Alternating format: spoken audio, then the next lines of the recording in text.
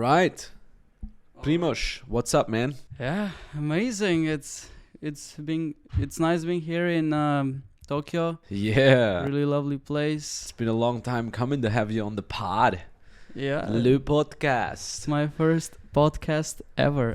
Yeah, so Primoz, you're Chief Creative Officer, Head of Director of Photography in our company. You're responsible for, I would say, 95% of my Instagram content on my Max Tornow personal account and a vast majority on the Max Tornow business account.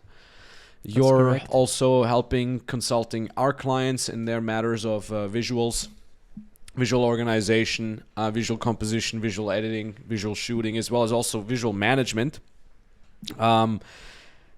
Crazy, huh? Yeah, especially how things have evolved. From the beginning, I came here just as a videographer, and then it's like You were 20 when you started with us. I was barely 20. You were man. barely 20. I was full on mama's boy when I got to the company. Man.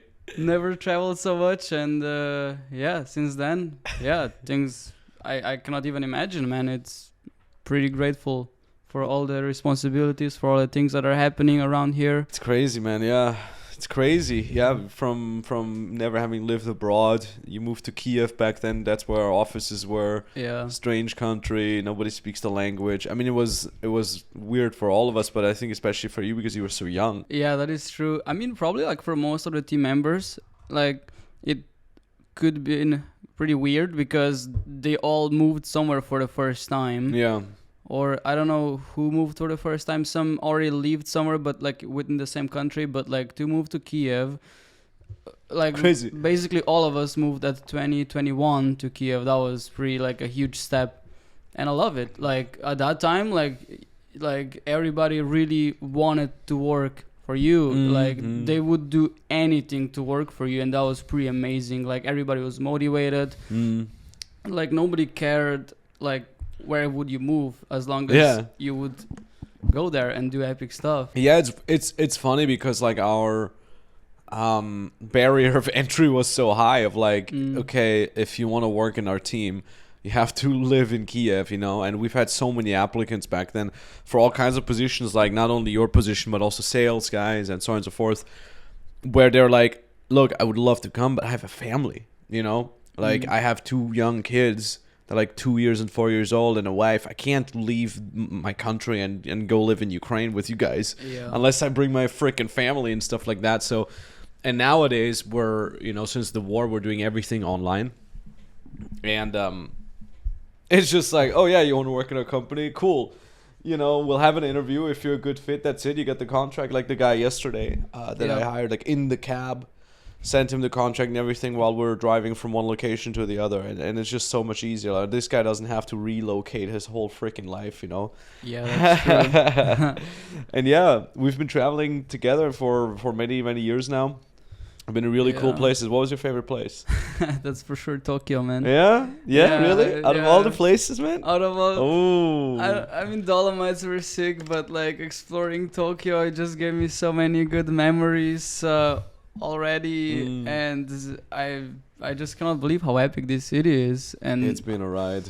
Yeah, it's been a ride. But one of the most memorable travels was Amsterdam, probably. Oh yeah? It was my first 2007, 18? It was a month after I started, or it was in my trial month. Wasn't it a trial month and you had to fly back? Yeah, the same day. The same day or something. So I'm for me, it was always a dream to travel. So and to work while traveling under the hectic conditions. I'm I want to do that. I always admire, for example, what Jon Olsson does, And I saw myself in that role. I'm I'll travel. Max was yeah, you're flying to Amsterdam to film my free tour, and the same day you're going back. Yeah. And I'm damn, okay, let's go. I'm hyped. And I was there with my friend Michal. We were working together. We started together, and. But you didn't know Michal from before, right? No, I didn't. So he wasn't even your friend. He was just some guy. Some random guy from Slovakia, Shout out to Michal. Both of you guys, you ended up working with us. How long did Michal work for us? A year. A year or so, yeah. Yeah, exactly a year. It felt so much longer, man. Yeah. And the thing is, he was at that time like he was really like a role model to me. He was like a mentor to me because he had the skills I did not have. He had this organizational skills, knew how to like travel, basically work under hectic conditions. So I was full on the creative guy, but completely lost. And he had these skills of like knowing what to do in some kind of situations. And that's like, I think without him, I would not. If I would not start with him, I would not continue to work with you because I think I would be just too lost. Damn. I believe that. I honestly believe that. I would not be able to handle it without him because he was the guy that was always calm and I was the guy that was always panicking and overthinking. So all right. it was like the nice balance, you know. Michal, what does he do now? Isn't he in Bali or something? Or Thailand? Yeah. Michal? Last time I checked with him, he was in Phuket, Thailand. Let me check his gram. Because what does he even do now, like, for a living? He's not videographing anymore. Not anymore, no. But I think he has some kind of service on his own regarding the social media stuff and TikTok, and he's trying to, I think, figure out how to like automate basically short form content editing. He hasn't posted in a while. Oh, yeah. 2 weeks ago, Bangkok. Okay. Yeah, I remember last time I talked to him, he was like, "Yeah, I want to do crypto investing." Yeah, it was just before the crypto started tanking, so like I'm not sure. I'm not sure how it went for him, but he's a smart guy. I'm pretty sure he's crushing it as we speak. So yeah, shakalaka. Yo, okay. Anyways, here's the thing. So we're in Tokyo, and we want to start with this one right away. We're in Tokyo, and as we traveled here, I was like, okay, what are the things I want to do here? I want to get some sushi, blah, blah, blah, blah. One of the things I really wanted to do was I wanted to hang out with locals. And that's also one of the reasons why I wanted to come here for a whole month and not just 2 weeks. Like, I want to get a routine here, meet people, locals, da, da, da, da, da, da. And in the back of my head, I'm like, it would also be kind of cool to see, like, tuned, modified cars. Because I've seen Fast and Furious Tokyo Drift, my favorite Fast and Furious movie. I played a lot of Gran Turismo, Need for Speed Underground, and it is this thing that is like, I heard Japan and specifically Tokyo has this awesome car scene. Yeah. And it was just kind of in the back of my head. But I'm like, no way, how the hell would we go there? Like, we don't know anybody. I don't know anybody with a car. How is that? And then you and I, started talking about it, and we found some places, some parking lots where there's sometimes meetings, and you checked one of them out. And what happened then was pretty freaking amazing because, spoiler alert, we infiltrated the Tokyo tuning and drifting scene. There's no other way to say it. We literally infiltrated it. We know people now. We have the whole crew here now. Made friends there. It's incredible. It's absolutely bonkers. But let's backtrack again. How exactly did we infiltrate the Tokyo tuning scene? So like you said, you've been always fan of Need for Speed and Fast and Furious and stuff like this. And I was fan of that too. I love Need for Speed and stuff like this. And I think that was one thing that we both wanted to see here in Tokyo. Yeah. Like we kind of started to research on how we could find like places where people gather with cars. So yeah, I found this one place. It's called the Kuku PA parking area. It's basically the biggest parking area in whole Japan, the most famous one, and it's pretty far away. And I wanted to go there, and but it was pretty expensive because the only way to get there is with a car or with a taxi. But like, come on, taxi is like 100 euros that way, and then you have a problem of coming back because there is no taxi cars there. It's in the middle of highway. And it's pretty interesting because meeting places here are mostly on highways. Yeah. So, which we didn't know. Yeah. Which kind of makes sense, you know? Yeah, and that's pretty cool because that way only car people go there also.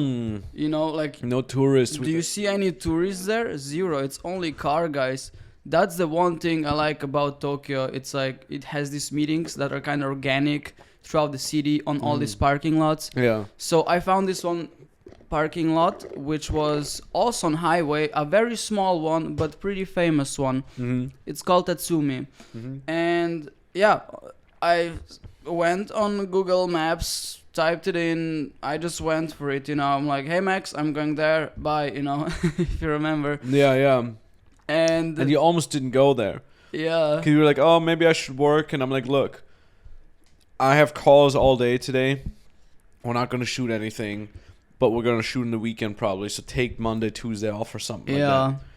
And you almost didn't want to. I'm like, and then you did it. We have so much work to do. I'm like, I would rather catch up with work, but I kind of forced myself to take some time off, which is obviously like necessary. It's like you have to take some time off, otherwise, it's you're gonna burn out, and it's not worth it at the end. Anyways, I took metro. I go there, and quickly I realized that I cannot get there because it's a highway and it's on top of the highway, so it's above it, and no fire entrances were open because they're only one way, so you can only go out, not in, and stuff like this. So I'm like, yeah, I better turn around and maybe go home or some other whatever sightseeing touristic area.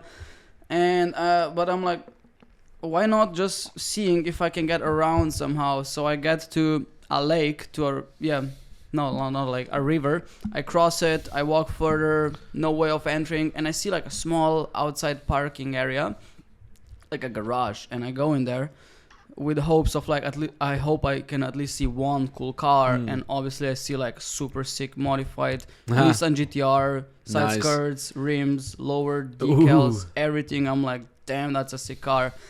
And I see another car, was pretty like old Toyota, but also modified, and there was like some young guy sitting in there. And he starts driving out. He just drives towards me, and I like wave at him. I'm like, hey, like, yo, how can I get there?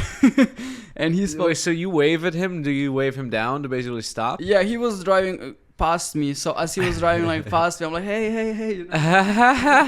He spoke zero English, so we had to use the translator, So you're standing at the car. He rolls the window down, and you're holding the phone in to translate. I first tried to speak, but he did not understand anything, and then I'm like, right away, phone translate. I'm like, hey, how do I get there? He's like, you can't. It's just taxi, or car, and I'm like, oh man, and he's like, wait, let me park outside. We'll chill there. And then he goes out, like out of the garage, parks in another spot.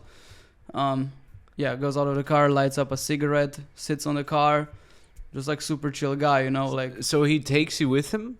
No, it was like just 10 meters forward, so because he was standing in the middle of parking So he's lot. like, okay, let me smoke a cigarette while I talk to this strange foreigner. Yeah, basically. Gaiju, whatever we call it, Gaijin? Gaijin, I think. yeah. We're Gaijins. All right. Okay, so he's like silly Gaijin. Let me go take a cigarette break. So, yeah, his name was Masato. Shout out to him. He gave me like the number one experience in my life. I'll explain more. So we start talking. He's like, hey, do you like supercars? And I'm like, obviously I love supercars. He's like, yo, I have a drift car. I'm like, no way. Oh my god. And he's like, right. Yo, I'm going to this car meetup place, later on. Actually, I'm just on the way, so I can take you there. Oh my god, man. And I'm like, are you serious? And I'm like thinking like, is he gonna charge me something or what? Like, I'm like, for me it's like really strange, Yeah. And he said, no, like, everybody that likes cars is my friend. Ah. Beautiful. So we hanged around there a bit, and then we start driving, and I'm obviously full on amazed by this drift car. I mean, at this point you started texting me. You were like, dude, I'm in a drift car. And I'm like, what? I'm working there, like just normally just chilling on the at the table working with my laptop. And it's like, I'm in a drift car. That was like 30 minutes after you left. I'm like, what happened? So I'm there like driving on Tokyo Speedway, like full on in a drift car, like the sound that the car made was like really like from like Need for Speed game, was like full on tuned. It had some VTEC engine inside, Ooh, sick. And like the dashboard is like shows you all these temperatures of oil and water and your coffee in a car and whatever, it shows you everything. And yeah, with driving there, I'm like literally like speechless, I'm like, that was amazing. That was already like a huge win. Like I'm like, man, this is amazing. And then we stop at some resting place, and he said we have to wait for his friend, and I'm like, all right, let's wait for your friend. I'm already like amazed, and we wait 15 minutes, we talk, and then red Mazda RX pulls up behind us, and I'm like, wow, that's a nice car. And then a random girl comes out of this car in this like beautiful Japanese girl in a white dress, this traditional white Japanese dress. Sick, man. Her name was Miki. I'm like, I remember this scene. It's like it's literally like in Need for Speed Most Wanted. There was this girl with Mazda RX that was red color that pulls up next to you. I'm like, that was the exact oh my God, no scene. way. And I'm like spasming on the spot. You know? Did she come out of the car in slow motion and had wind in her hair, and you Yeah. looked at her and it was like na na na na na na na na. No, it was more like this like Need for Speed soundtrack, like this like rock music, Just like get low. yeah, It was like this type of ludicrous. stuff. You know, with this like dark lights. I mean, it was everything dark with like this like highway lights, you know, in some random resting place. I thought it was gonna be. I thought it was gonna be. So I thought she was gonna come out of the car in slow mo, and this song was playing. No, she was like One more sec. like a rock star. No. It was like more like a badass scene, you know. All right. And then, you know, we start driving towards Daikoku, you know, like behind each other. We were like racing a bit, you know. Oh my God. You know, but he was pretty respectful. He was like, we're not gonna drive sideways and all that. He was like, drive side. you know, I mean like alongside it. I mean not like sideways, like alongside on two each wheels, other. but Okay. alongside Alright. each other, you know. Alright. I'm like, yo, can we do this? I'm like, no. Oh, that's Chill, so you know. funny. You were alive. By the way, Masato, he's 19 years old. Damn. He has two cars. What? Drift old Toyota modified and a Toyota Supra, the latest one that No has a way. BMW engine inside. What? Insane. Is that on his Instagram? Yeah. I'll send you his profile. Send me his profile. We're not gonna do it public because we don't want a bunch of people to follow him out of nowhere. Man. Wait, how does he have two cars? I do not know. At 19 already. I do not know. I did not ask them that, man. He has a Toyota Supra. Yeah, the latest one, the 2023 model something. Like, you should see his stories, man. Private profile, bro. You can follow him. Hell yeah, follow. Okay, so just to get me straight. Okay, so this random guy named Masato takes you with him to this meeting. You meet his friend. He has a drift car. His friend, she has a Mazda RX. You're sitting in the car. You're driving, and now you're going to Daikoku, which is one of the main meeting areas of Tokyo. It's like a little Correct. outside of Tokyo. Correct. And Okay. that was Tuesday evening. It was just a random freaking Tuesday. Tuesday evening, you know, like come on, like Tuesday evening. Yeah, we go to Daikoku, and it's very hard to describe it how insanely beautiful it is, because it's insanely beautiful. Like when you get there, it's literally like three highways kind of like merged together or something like this, and it goes all in like huge roundabout, and that roundabout is like on like 5 levels. And imagine if it's like highways above each other, like on 5 levels in a round. It's like a giant arena. Yeah. And inside this arena, like on the bottom is that parking area where everybody meets. We saw it too. I mean, fast forward, as I said, through that experience, we infiltrated the whole place, and we infiltrated the scene, and we drove to Daikoku then the weekend afterward with a rented McLaren. It was so sick. It's like this upward spiral of highways, and in the middle at the bottom, like you said, like an arena, you have the parking area. And you drive around and there's lights everywhere. Like, we don't have streets like that in Europe. Even in the States, maybe San Fran, where you have like a couple highways above each other, but completely new next level if you're in Tokyo. These like level after level after level of like highway above each other. It's absolutely nuts. Exactly. And for more reference, this is actually not in Tokyo. That's right. It's in Yokohama. Yokohama. That's right. Yokohama. So Yokohama is pretty famous for beautiful streets, and yeah, it's 50 minutes away from Tokyo. Yeah. So it's pretty long car ride. Like we took taxi drive. That's right. That's right. But anyways, okay. So you're hanging out with these people. You're making friends. You're with your camera. You're shooting some awesome stuff. You're taking out epic pics of these guys. And then I remember I wrote to you. I'm like, yeah, we gotta like ask them about the next meeting, ask them about everything, get all their contacts, add them on Instagram, and just kind of figure out how we can get to the proper meetings. You know, the bigger ones. Yeah. I definitely did ask them every single question. It came in on my head.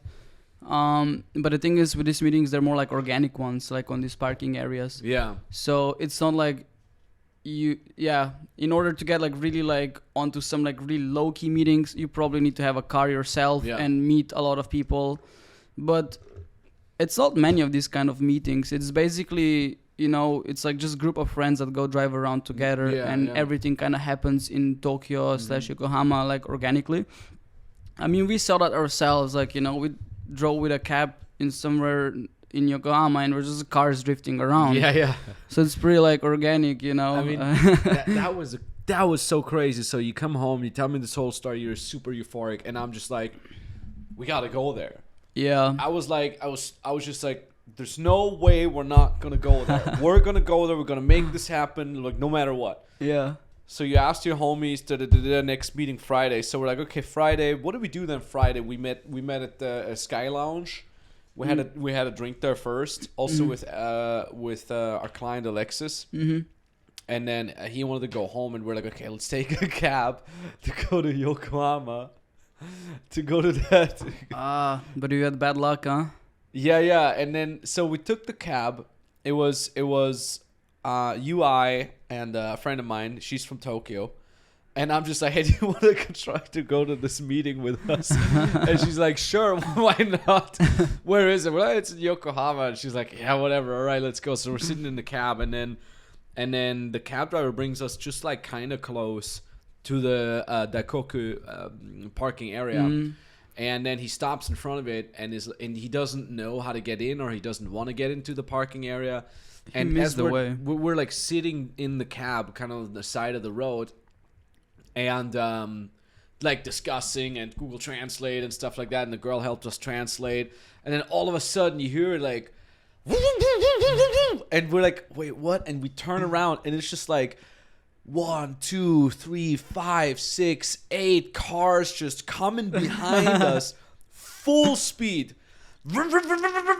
And just like drifting U-turn around us, and we're like, holy shit. And you're like getting the camera out, all shaky, trying to get a shot or two. And then of course blue lights from the cops behind them, in front of them, and they're just like, and it's so cool because you've showed me the meeting, like the footage that you got from that meeting where you went to. And it was all like civilized, because they're all like just rolling onto the parking area. Nobody does burnouts at the meetings. Like in the US, everybody does that. Nobody does donuts. But at the meetings themselves, they're very civilized. But I've never seen them on the road. So they're just like drifting full speed. And I'm like, holy shit, that is not the calm attitude that you see at the parking lots that they're having. On the street, they're going nuts. And we're like, holy shit. And the cab driver's like, what the fuck, so we try to drive around with the parking area, and we come back to the same crossing, and then again we see these guys coming towards us, this time just like 6 or 7 cars coming full speed towards the cab, and the cab driver was some older guy, and he was like, what the hell? And it literally looked like they were going to crash into us, until the last moment these cars, they would all take the handbrake on and just drift just right in front of us. And then, of course, with 20-second delay, you would see the cops pulling up, and they were, of course, way too slow. And then the cab driver, we like explained to him that we want to see the drift cars, and he's like, oh, drifting. He was all like, that's why you stupid Gaijin foreigners are here. He was like, that's what they wanted to do. It's so funny. You know what's interesting? Like that girl Miki, she told me to go to that area at 2 a.m. That's some insider info right here. So you have to go to Daikoku on Friday and Saturday night, and it's kind of like unofficial, but usually like drift events are held up at 2 a.m. We were there at around like 1:30 a.m. if you remember. So that's usually where these drift events are kind of held. So. Yeah. And where we were standing with Tex, there's actually a wall above, which I discovered a week later. You remember when you went home and I went to Daikoku with some random Toyota guys? Yeah. There's like, you can go up the stairs and watch this drift show down there. Yo, why don't we go again this Saturday? After the basketball. It's on Friday's basketball. Let's go on Friday after the basketball. I can ask Tatsumi if he can take us there. Dude, 100%. Yes. Yes, let's go. Why haven't we thought about this? Let's go again. Like, because he has 4 seats anyways in his Toyota, right? He has Mitsubishi. Oh, that's right. He has Mitsubishi. Yeah, he has 4 seats anyway. I thought about it. Dude, let's go, man. Let's do it, dude. We go Friday. So right now it's Thursday. Tomorrow we'll hustle all day. Yeah. Gym, steak, hustle, basketball. Because he'll be playing basketball with us anyways, right? Yeah. And then we'll just go to the drift guys at 2 a.m. And then the next morning we take the bullet train to Kyoto. Yeah. Easy thing in the world. I'll talk to Tatsuki. Go. Let's make it happen. I haven't finished the story from earlier.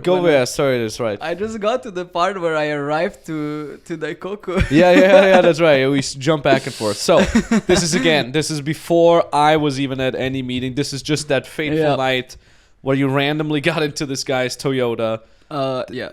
And you're at the Daikoku meeting. Yeah, so we arrived there. I'm amazed because for me everything looks beautiful. These Japanese letters on the floor, these fluorescent floodlights. There's a giant obelisk like in the middle of parking area. It's completely bonkers, We arrived there and it's like, a lot of modified cars, and it's like you see like 10 different Mitsubishi Evos, 10 different Toyota Supras, but not the new Toyota Supras, the old ones with like the 2 red lights in the back, like the one that you always chose, like Need for Speed, that's the one Supra, Wow, and like cars like with neon lights, with like anime decals like all over the place, and like these rims that are kind of like angled sideways, like almost like 45 degrees. I'm like, how the fuck is this car even driving still? It's out of the world, And what I found like really cool is, car meetings are really, really, really good, like all over the world, in Europe, in US, in Japan.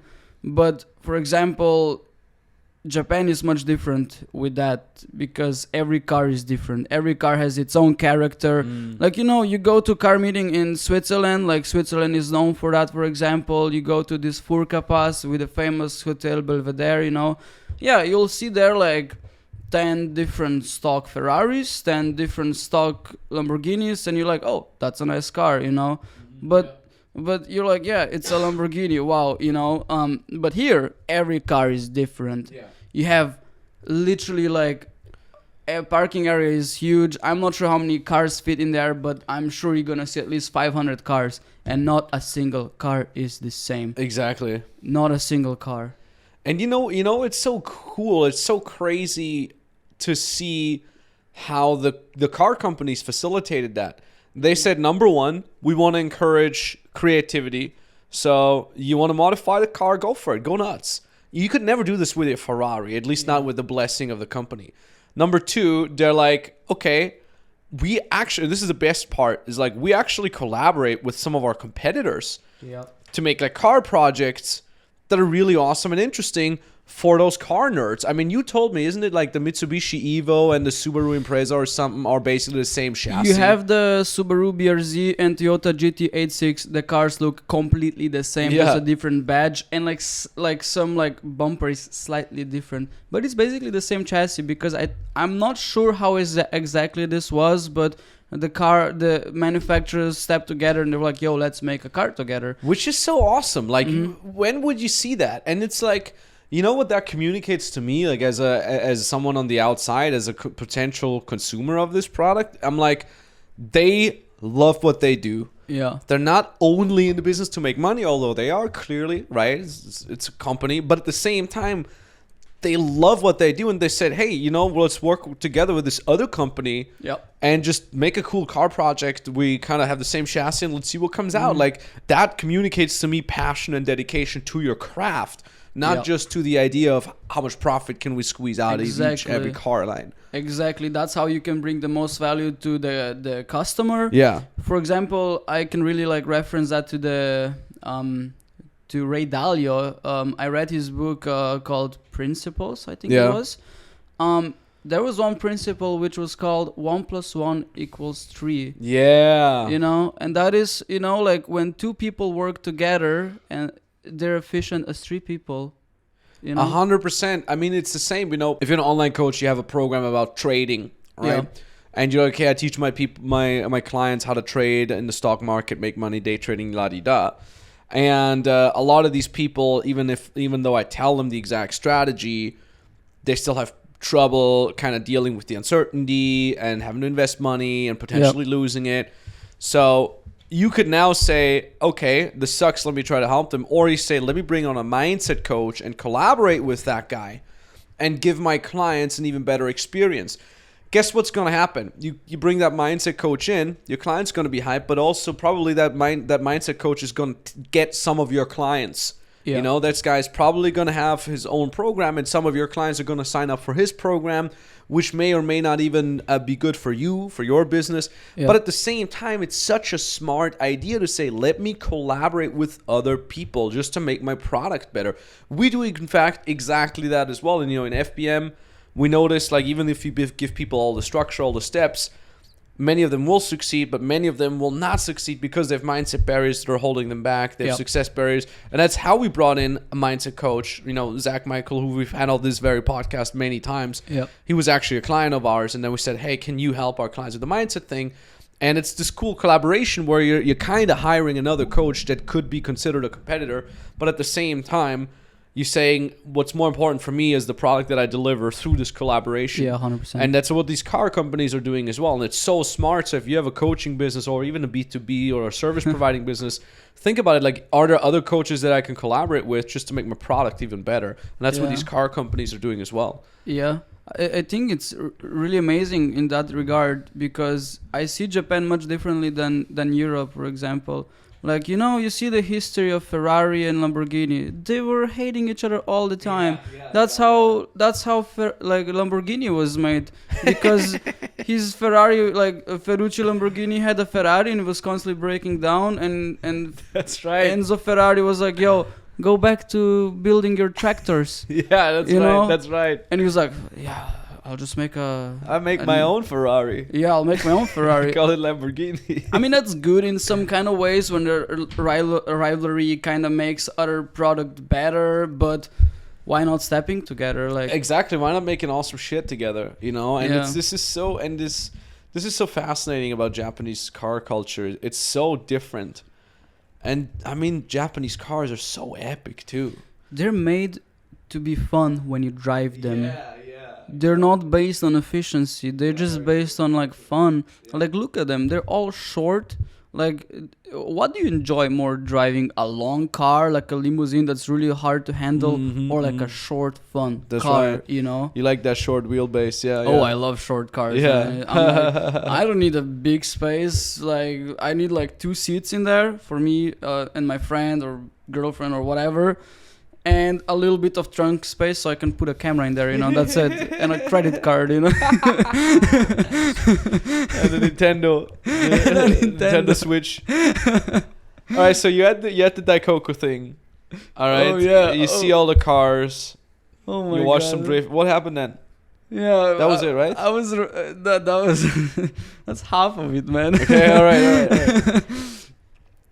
Yeah, I was running around just filming all the cars, just amazed. I'm happy I had my camera with me so I could share my thoughts into a camera, because I didn't capture anything on my phone. I'm like, I put my phone away. I'm present. That's why I have camera. So I'm happy I captured every single memory of that. And yeah, after that, after 1-2 hours, Masato and Miki said like, hey, we're going to Akihabara. Akihabara is a district in Tokyo that's known for. It has, for example, anime quarter. It has these slot machines. You have these machines where you can grab toys with these like hands and That's stuff. right. Is this nerd area with all the video games, the arcades? Yeah, I remember. Arcade area. So they were like, "Yo, we're going there," and I'm like, "Yo, can I join you guys?" I mean, I kind of had no ride home, so I have to weasel myself in, you know. Was Masato still there? Yeah. Okay. Masato was there with his Toyota, and the girl was with the RX-8. Yeah. And that was the best part, driving from Yokohama to Akihabara, because you go on Tokyo Speedway, but you go on a Tokyo Speedway through the city. You go through the whole city of Tokyo. That was really like Forza Horizon, that city track that goes like the Tokyo Expressway or something like this, or Speedway. That ride, I hardly can describe it. You go above the city where you can see the whole city with a car. At that time they were like racing each other. Like the speed limit is I think like 80 or 60 sometimes, or like 100 maximum kilometers per hour. Yeah, they were going like 120, 130. But you know, when the speed limit is like 80 and you go 130, you know, like it's pretty fast, because it was a lot of corners. It's narrow street, a lot of corners. You go above the city, then you go underground, and then you go through the city. Like, you know, like imagine seeing like apartment buildings on the right and on the left, like these huge blocks, you know, and then you go through them like right, left, and it's like a maze. And then there's a highway above you, and then you merge with another highway, and you have these like cool lights and Japanese letters on the floor. So it's really like a video game, you know. Yeah. And at that time I'm like, damn, this is like, I could drive here all day long. That's why I said when you rented the McLaren and I saw that you have only 50 kilometers, I'm like, yo, do not do 50 kilometers. You want to drive there like at least 200. I mean, you had what, 300 then at the end? Yeah, something like that. We had a lot. But let's get to that later. Let's stay in chronological order. So you drive into Akihabara with Masato and the girl. Yeah. And you just enjoy the Tokyo Speedway, which is, by the way, a track in Gran Turismo. Yeah. We were in Akihabara taking photos, videos, enjoying our last hour there. Pretty amazing. That was my first Tokyo Drift scene experience. Incredible. Yeah, and then I said, hey, whatever it takes, we're going to go there. There's no way around that. Whatever it takes, we're going to go join these meetings. And then at that time, you already had all the contacts. You knew about Friday, Saturday, which is, again, such a crazy timing. Yeah. And then we said, okay, well, let's not show up empty-handed. We need a car anyway, so let's rent a McLaren. Yeah. And I can't drive here because I don't have an international driving license, which I just napped all over it. I forgot that I should get it. You know? I mean, who would?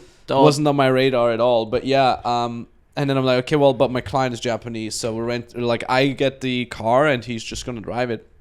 So we rented a McLaren, which is, by the way, a beautiful car, suicide doors and everything. And then we just went to the meeting. And the funniest thing is, I mean, you'll see this in the vlog. We have a vlog coming up about this exact thing. There's probably gonna be parts of this podcast in the vlog. But like we then went to the meeting and it was insane, and then the cops showed up, and then we had to go to the second meeting. Oh yeah. I mean, it's nothing illegal. The police was just, hey, we're closing down the parking lot. By the way, if you're listening to this podcast, write these locations down. If you go to Tokyo, you want to go check this out. Yeah, for sure. 100%. So the first parking lot we went to check out was it called Tatsumi PA. With a T or a D? Tatsumi or Datsumi? T. Okay. Yeah. So yeah, we were hanging out there. I was like I drove there with Alexis.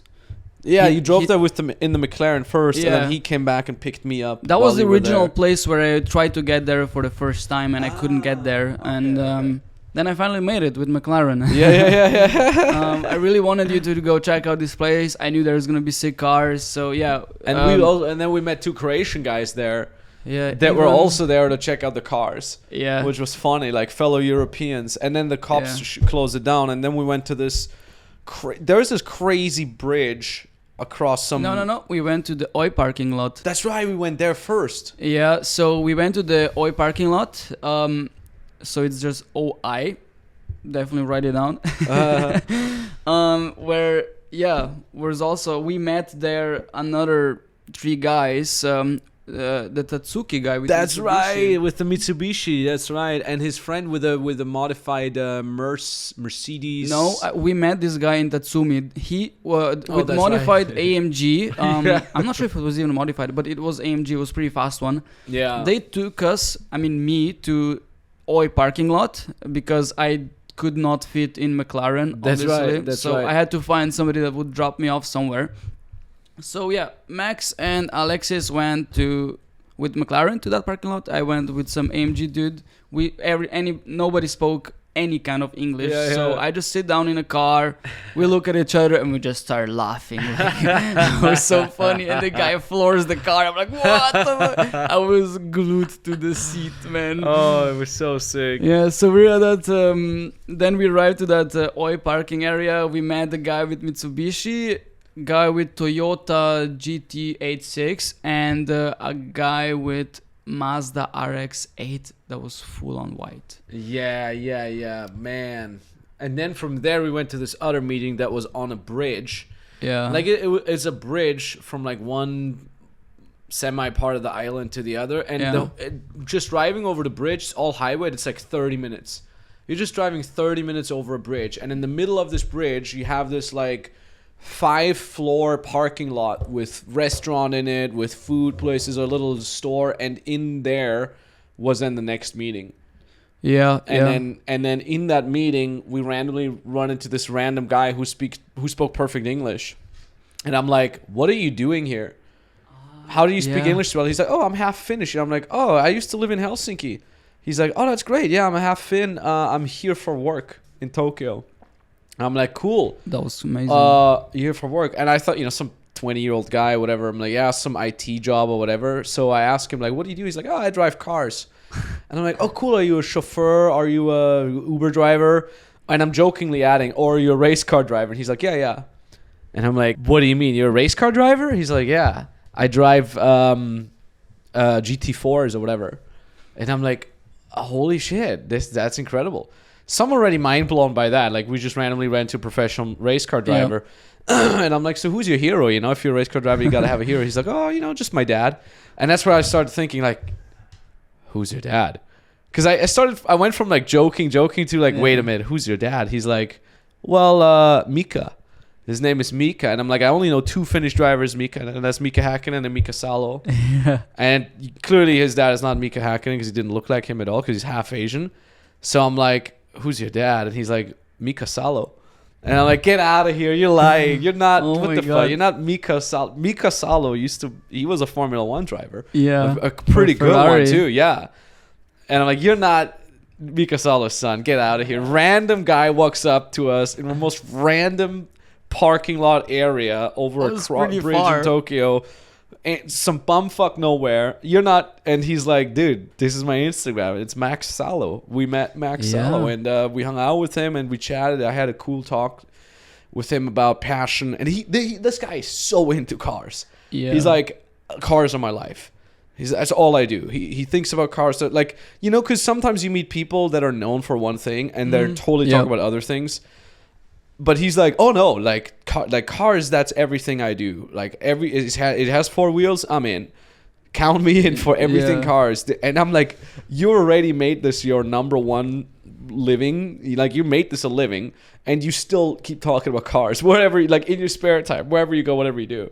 And that was really freaking cool. That's what we do all the time. That's what exactly. And he said, and I'm telling him, I'm like, dude, it's so cool. You live in your passion. And he's like, dude, you're living your passion. Like, you told me you're running a business. All you do is, like, you talk about your fucking business all the time beautiful. Too. And I'm like, damn, you're right, man. It's a beautiful place to be in, Oh my God. Yeah.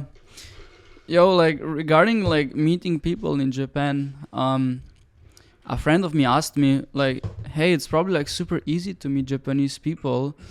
And like at first I was like not really, because like, first of all, like, you're coming to a country that has completely different culture than Europe. In the beginning I had a really hard time like connecting with Japanese people. Probably you know that yourself. Like, it's really hard to connect. Like, people that you meet here and that you easily connect are foreigners, fellow Europeans. Yeah. But like later on, like when we found this car scene, it's really easy to connect with Japanese people, honestly. Like it's really fun to meet them because we do have something in common, and that is cars. And it was so cool. Like then even so that was on Saturday night. So Friday night was when we drove with the cab, where we couldn't see much. Saturday night is then where we were full on in the meeting, met a bunch of cool people, talked to a bunch of people, lots of Instagram exchanges.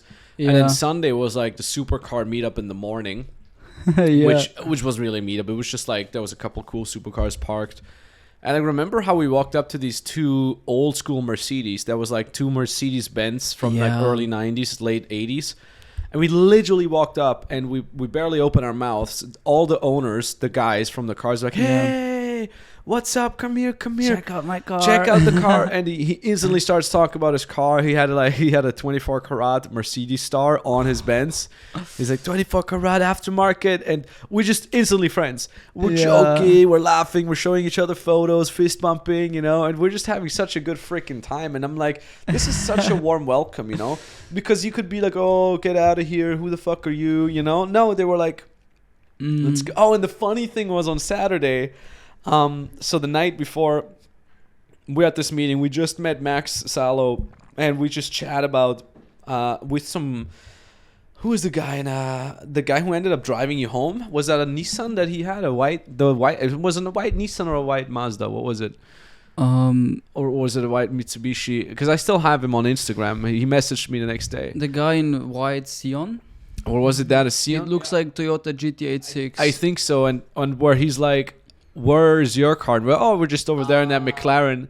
And he's like, a McLaren? And he tells his friend, McLaren? And I'm like, hey, if you guys want to sit in there, like, we just rented it, but it's a cool car. So they're like, oh my gosh. So they're sitting in the car, taking selfies. Like, their reaction was so priceless. McLaren. It was three guys, and their pupils got like wide open. Like, they were just like, for 1 second, they were just all blank. They were like, McLaren? They were just like shocked, like no. And then we drove. We said, okay, let's go to Daikokyo, and you drive with them because we didn't have a space for you. And we drove the McLaren, and we, we overtook each other. We played cat and mouse, and for him, he was like smiling. Like I look from the passenger seat of the McLaren, I look across the street to him.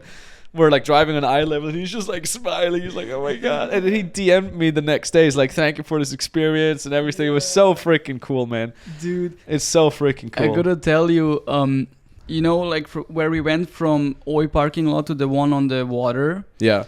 We were driving Mitsubishi. I was in Mitsubishi, the guy with Toyota, a guy with Mazda, and guy with AMG. We were racing that underground 200 kilometers an hour. They were racing each other on that thing. We were like driving alongside. The guy was like really flooring the car. It's serious when you're still shifting when you drive 180 an hour, Yeah. And my guy Tatsuki, he had his Mitsubishi like modified with like this blow-off valve. So like when you shift, it makes this sound, Does it do anything else other than making this cool sound? Yeah, it goes really fast, and you can drift in it. You can rail in it. Sick. This is a sick car, man. It's I'm saying, like, does that blah blah blah valve make any difference other than just making it sound cooler? Yeah, I think it makes different. I mean, it has a feature, so it's like when you shift, I think like the turbo, like it's like some pressure builds up and it kind of releases it, so it shifts faster or something like this. Sick. All right. But yeah, it's pretty amazing. We were racing there. I'm like through undergrounds, It's like, wow, and I'm like, this is a Tokyo experience. That really exactly. That's like why I wanted to come here for a month. I didn't want to just like see the Sky Tree or whatever and go to Shibuya or some bullshit, which we did too. It's fine. But I'm like, I don't want the tourist stuff. I want to be the only white guy around here, and I want everybody else to be like, who the fuck brought this stupid foreigner? That's what I want. That's what I want. So also when I was here, one of the first things I did was I grabbed sushi with our Lexus, and I'm like, bring me to a place that's not a touristy place. So he brought me to some random underground place that is like under the ground. There was no English menu, nothing. It was all full on Japanese, and I'm like, that's it. That's why I'm coming here. Exactly. And that's like we've been doing so much traveling this year. It's what now? By the time of the recording of this podcast, it's May 2023.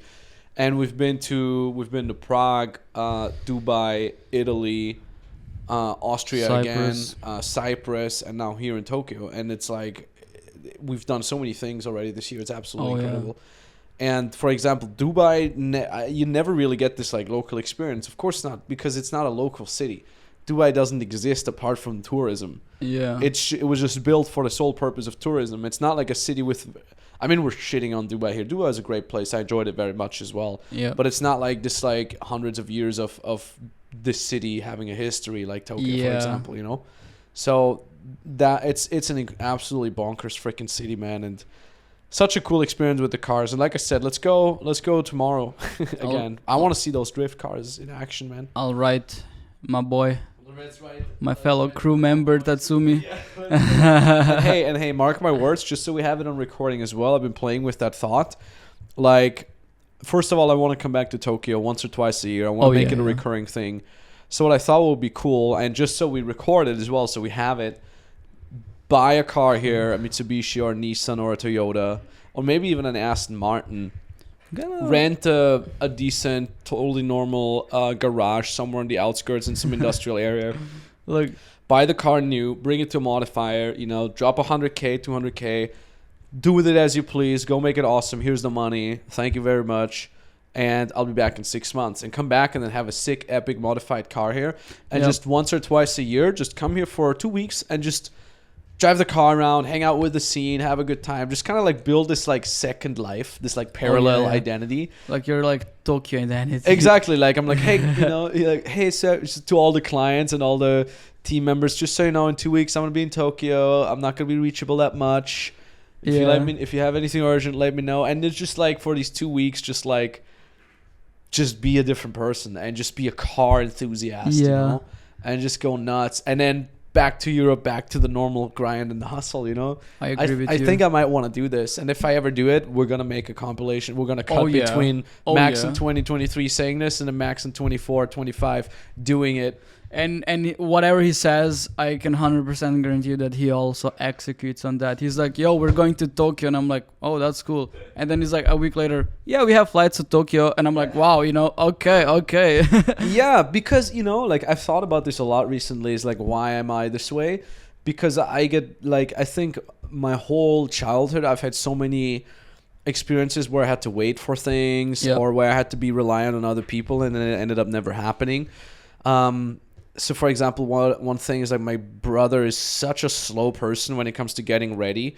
So we would like the whole family would go visit grandma and grandpa, and I'd be like, put your shoes on, get ready. And I would be in the car, and then I would have to wait there for like half an hour until my brother would put his damn shoes on. Yeah. So that's just one of many examples. So in my head, I'm like, if I want something and I can get it right now, then I want it right now. Yeah. Right. And if it takes longer, then I'm like, how can we make this faster? Can we spend more money on it? Can we hire more people so we get there faster? I'm a very impatient person. Oh, yeah. So I mean, you don't have any kind of patience, man. Yeah, especially when you're on coffee, man. Yeah. You have like -2 patience. -2. I'm like, fuck this. Let's get it done. Why are people so slow? So it was the same with Tokyo. I'm like, I made the decision to pull the trigger on that. So let's fucking go. Why are we fucking waiting? What is this? I want shit done. And that's also one of the reasons why... Because we've talked about this ad nauseum yesterday, is one of the reasons why, for example, we've just had record month after record month since December. Because I'm like, let's push. I don't want to wait. We have more possibility. We have more capacity. Let's fucking go. And I'm like constant. I'm like, why is this not ready yet? Let's go. Let's go faster. Every day we're wasting is a day wasted for us, for our clients, for everybody. So I want to get shit done fast. And I think it's probably one of the biggest strengths in general with business. You want to be a person that says, I want to get things done. It's actually better if you're on a spectrum to be on the impatient side of things and get shit done than you're on the patient side of things. Because 99% of people, they're too slow in their speed of implementation. I mean, I get it so many times where people are like, yeah, I've been thinking about building a business for quite a long time. Yeah, And well, how long have you been thinking about it? Probably since the pandemic. I'm like, that's 3 years ago.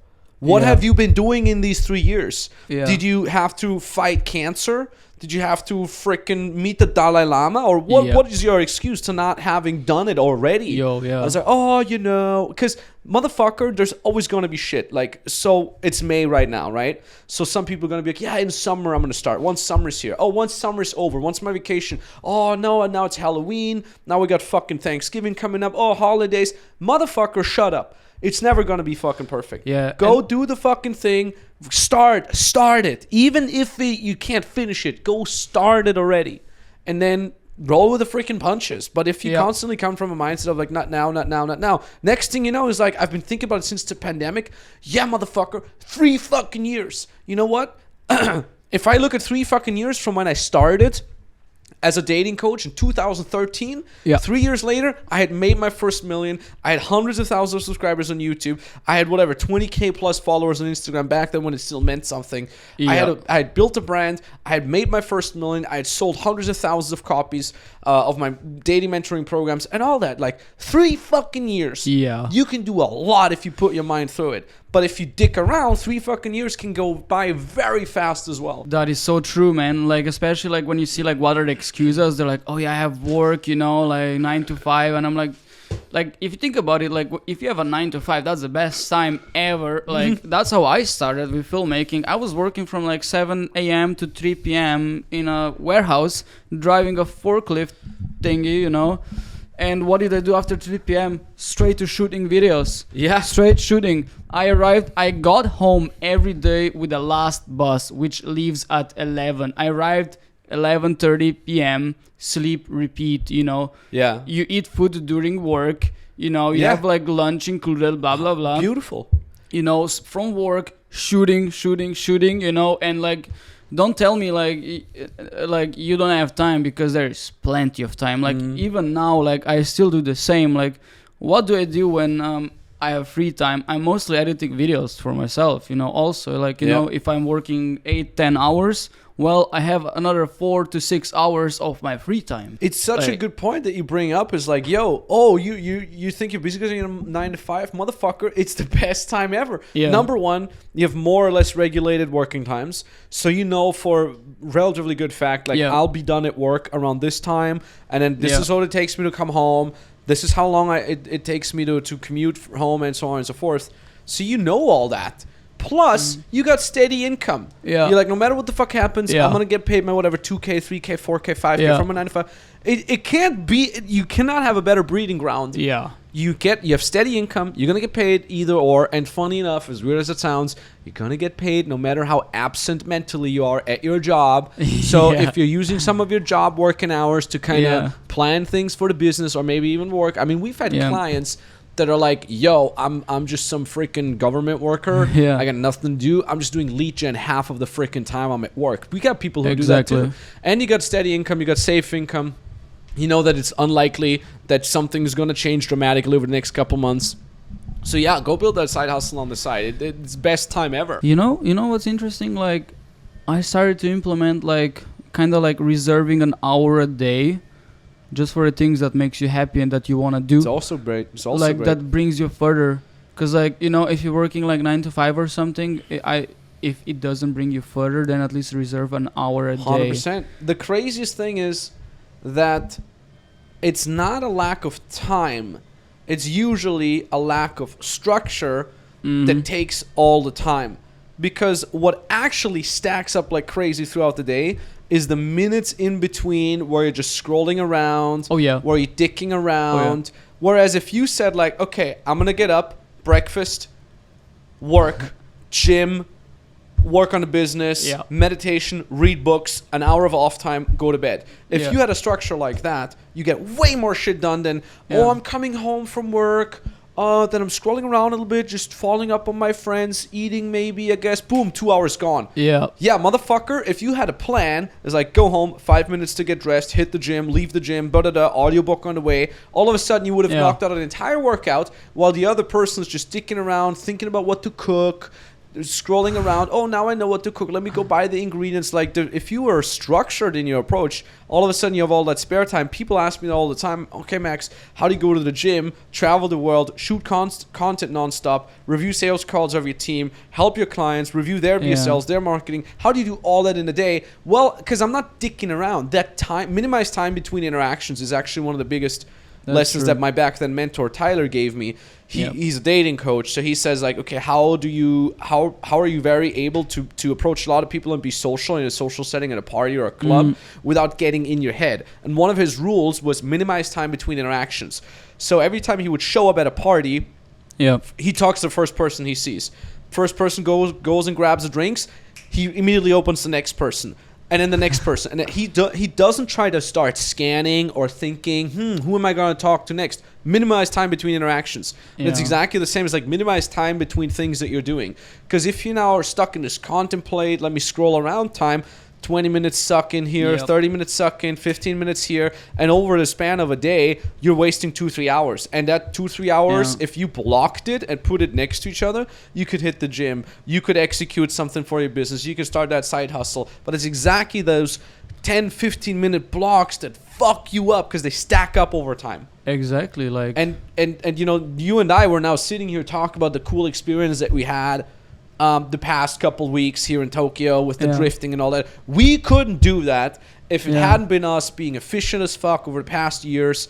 I mean, we talked about this before. Like, we were in Cyprus, not just this year, but the years before that. And it was just you and I. Yeah. It was just you and I. We rented a villa, and Monday through Friday, 12-hour a day, grind. Hit the gym in between, grind. Get food, grind, go to sleep. Saturday, Sunday, light grind, plus do some cool stuff for social media. And now this time was and remember, remember my words. It was April 2022 where I said, next year, we're going to rent a bigger place. We're going to invite a bunch of our friends. We're going to do awesome shit while we're in Cyprus and not just work. And exactly 1 fucking year later, we booked the big villa with a sick pool. We invited a bunch of people. I mean, we had so many cool experiences. We went to the Tombs of the Kings. We went freaking jet wakeboarding, which we, by the way, freaking nailed first try. The girls sucked at it, but we looked at. There was one girl that also crushed it. Yeah? Yeah, the Olya. That's right. Olya crushed it, but the rest of the girls sucked at it. Actually, Lena was also good. Also good. Okay, it was only Libava who was bad at it. But, I mean, we met with Nikki Brau. We met with fellow entrepreneurs. We met Xenios. We met so many cool people. And it's like, again, like we did this because we were extremely efficient with our time. Because we didn't dick around. We get so much more done in any given time than anybody else. Because we don't dick around. Because we don't waste time on these like scrolling around. Like, that's your doom. That is your doom. That also, it was also a decision I made earlier this year. We're just like, I don't want to be on any kind of a consumer side. I want to, instead of that, like, just dedicate that time to produce content. Post and ghost. Yeah. The only thing I'm consuming is our homeboy Masato Instagram right now. That's his Toyota? That's a drift car Toyota modification. Ooh, where's the Supra that he has? I think you can see it on his highlights. Let me have a look. He's pretty humble guy, so he doesn't really like show off his cars much. This green one, man. Oh yeah, that's like what, Honda Civic, huh? That's his I think, huh? Yeah, that's the one, the latest Toyota. But yeah, like when I discovered like this scene here, like all these guys are between like 19 and 22. Yeah. Having like cars like that, and I'm like, yo, what am I doing with my life, man? Like these guys are like driving around Tokyo just having fun at age of 20, and here I am all like German about it, like, oh, I have to put my money into stocks, make savings, you know. I'm like, no, you should have fun when you're in 20s, you know. Like, it's this constant struggle. I have this too, especially lately, between okay, I'm 32 now. I've achieved a lot of things that I wanted to do. So on one hand, I look at people with less money kind of traveling around, even if they're like not even traveling in luxurious places, just like enjoying spare time. Yeah. But then on the other hand, and I'm like, man, and here I am working. Fuck, I should enjoy life more. And then on the other hand, I look at people that are my age that have made way more money and achieved way more. And then I'm like, and here I am dicking around having fun. So I'm like, let me go back to work. So it's like this constant struggle between like, should I enjoy life more? But then ultimately, I think over the last couple of months, I'm like, yeah, look, I'm doing things my speed. I'm doing things in a nice balance, especially lately. I think we got so much shit done despite still traveling around and experiencing really cool things. And again, if you haven't watched our vlog yet, go to YouTube. Can you write down that we should add the link to our YouTube vlog, our new one, our new YouTube channel in the podcast description? Because we've done so many awesome things, but at the same time, we got so much shit done. And I didn't even know how, because all I knew at this point was 100% hustle. And now we're like, hustle 50% and 50% do cool things and film it. So weirdly enough, it doesn't even feel like I'm getting less done. It's almost like just because I'm giving myself less time, I'm kind of forced to get things done within less time. So that's really beautiful. So I'm pretty hyped about that. Yeah, man. I'm so looking forward to edit all these vlogs. It's like you relive the moments like as you edit them and like watch them, you know. So, and we really try to keep them authentic, bring value. That's the one thing I like about shooting vlogs that we do here. Tons of value, lessons, lifestyle. We don't do anything that's like over the top. Yeah. Like you see like a lot of like entrepreneurs like flexing around with cars. I mean, we kind of do that too, but like we're pretty authentic and having fun and all that. So we flex around with the toy Lambo that we rented. We don't flex around with cars. On the vlog, where have we flexed around with cars? I mean, okay. With the exception of the rented McLaren here, but even there we're always like, it's rented, you know, hey, it's cool. But like the experiences we live, that's pretty much like very authentic, and I'm really proud of what we do. It's really like, it's nothing more beautiful than showing like our original lifestyle. We don't fake anything or something. 100%. Hold that thought. Can I grab some coffee real quick? Yeah, we can make a quick break. And we're back, and we have coffee. How's your coffee? Random Japanese coffee? I tried it. It tastes like cappuccino, but weird. Does it have sugar in it? Is it sweet? I like this one, my favorite. Barista's Black Arabica by Tully's Coffee. Sponsor. That one is really heavy, man. Yeah, that one's... But this one is pretty heavy. I have two. It's 200 milligrams caffeine. That is... All right, let's go. Talk about the vlog. What's your vision for it? What was your thought process when you came up with the idea? What do you think of when you shoot? What do you think of when you get a shot? Can you walk us through the world of you when it comes to your creative outlet? Of like shooting like vlogs with you and... Yeah, what do you think of when you get these shots? Because I know what I think of. For me, it's like, okay, I got to be charismatic. Let me make sure it's not boring. Let's do something. Let's be authentic at the same time.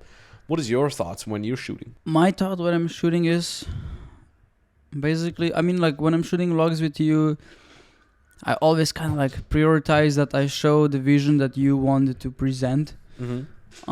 That's like kind of the more one thing.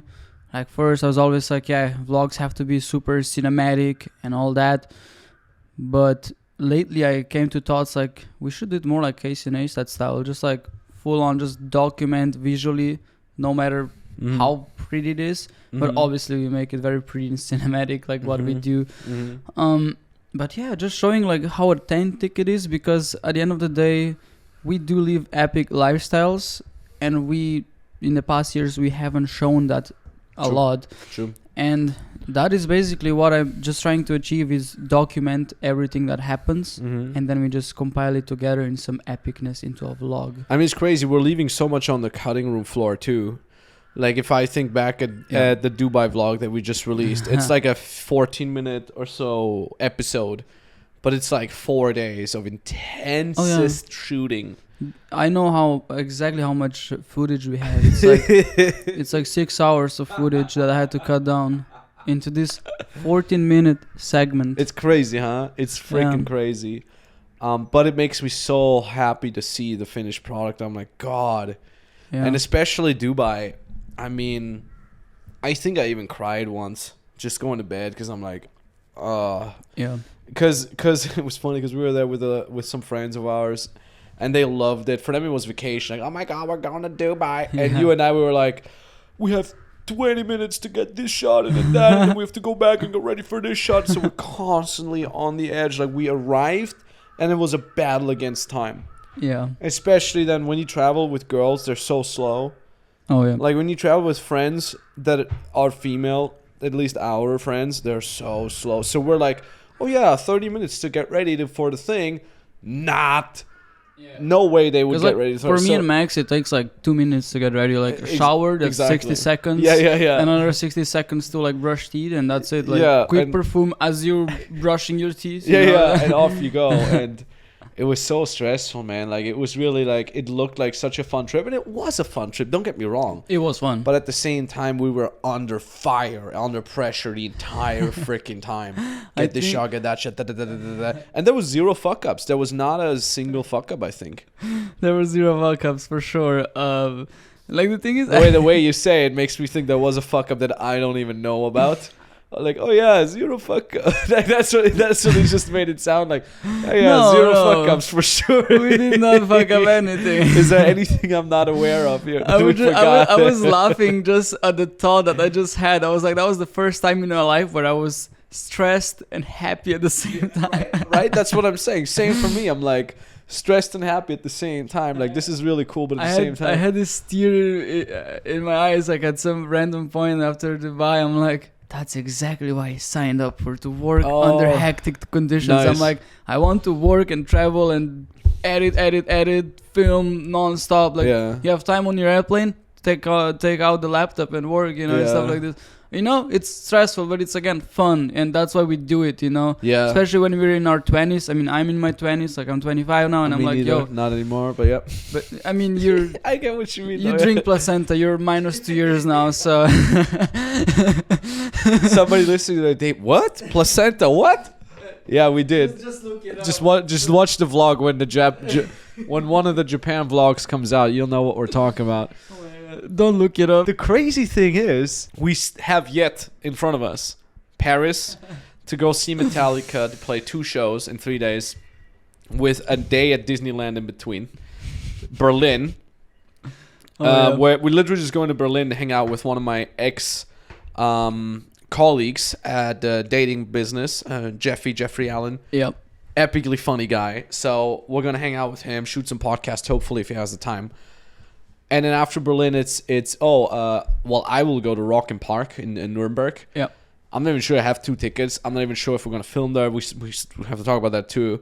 And then Amsterdam to go see Hans Zimmer and Slipknot. Yeah.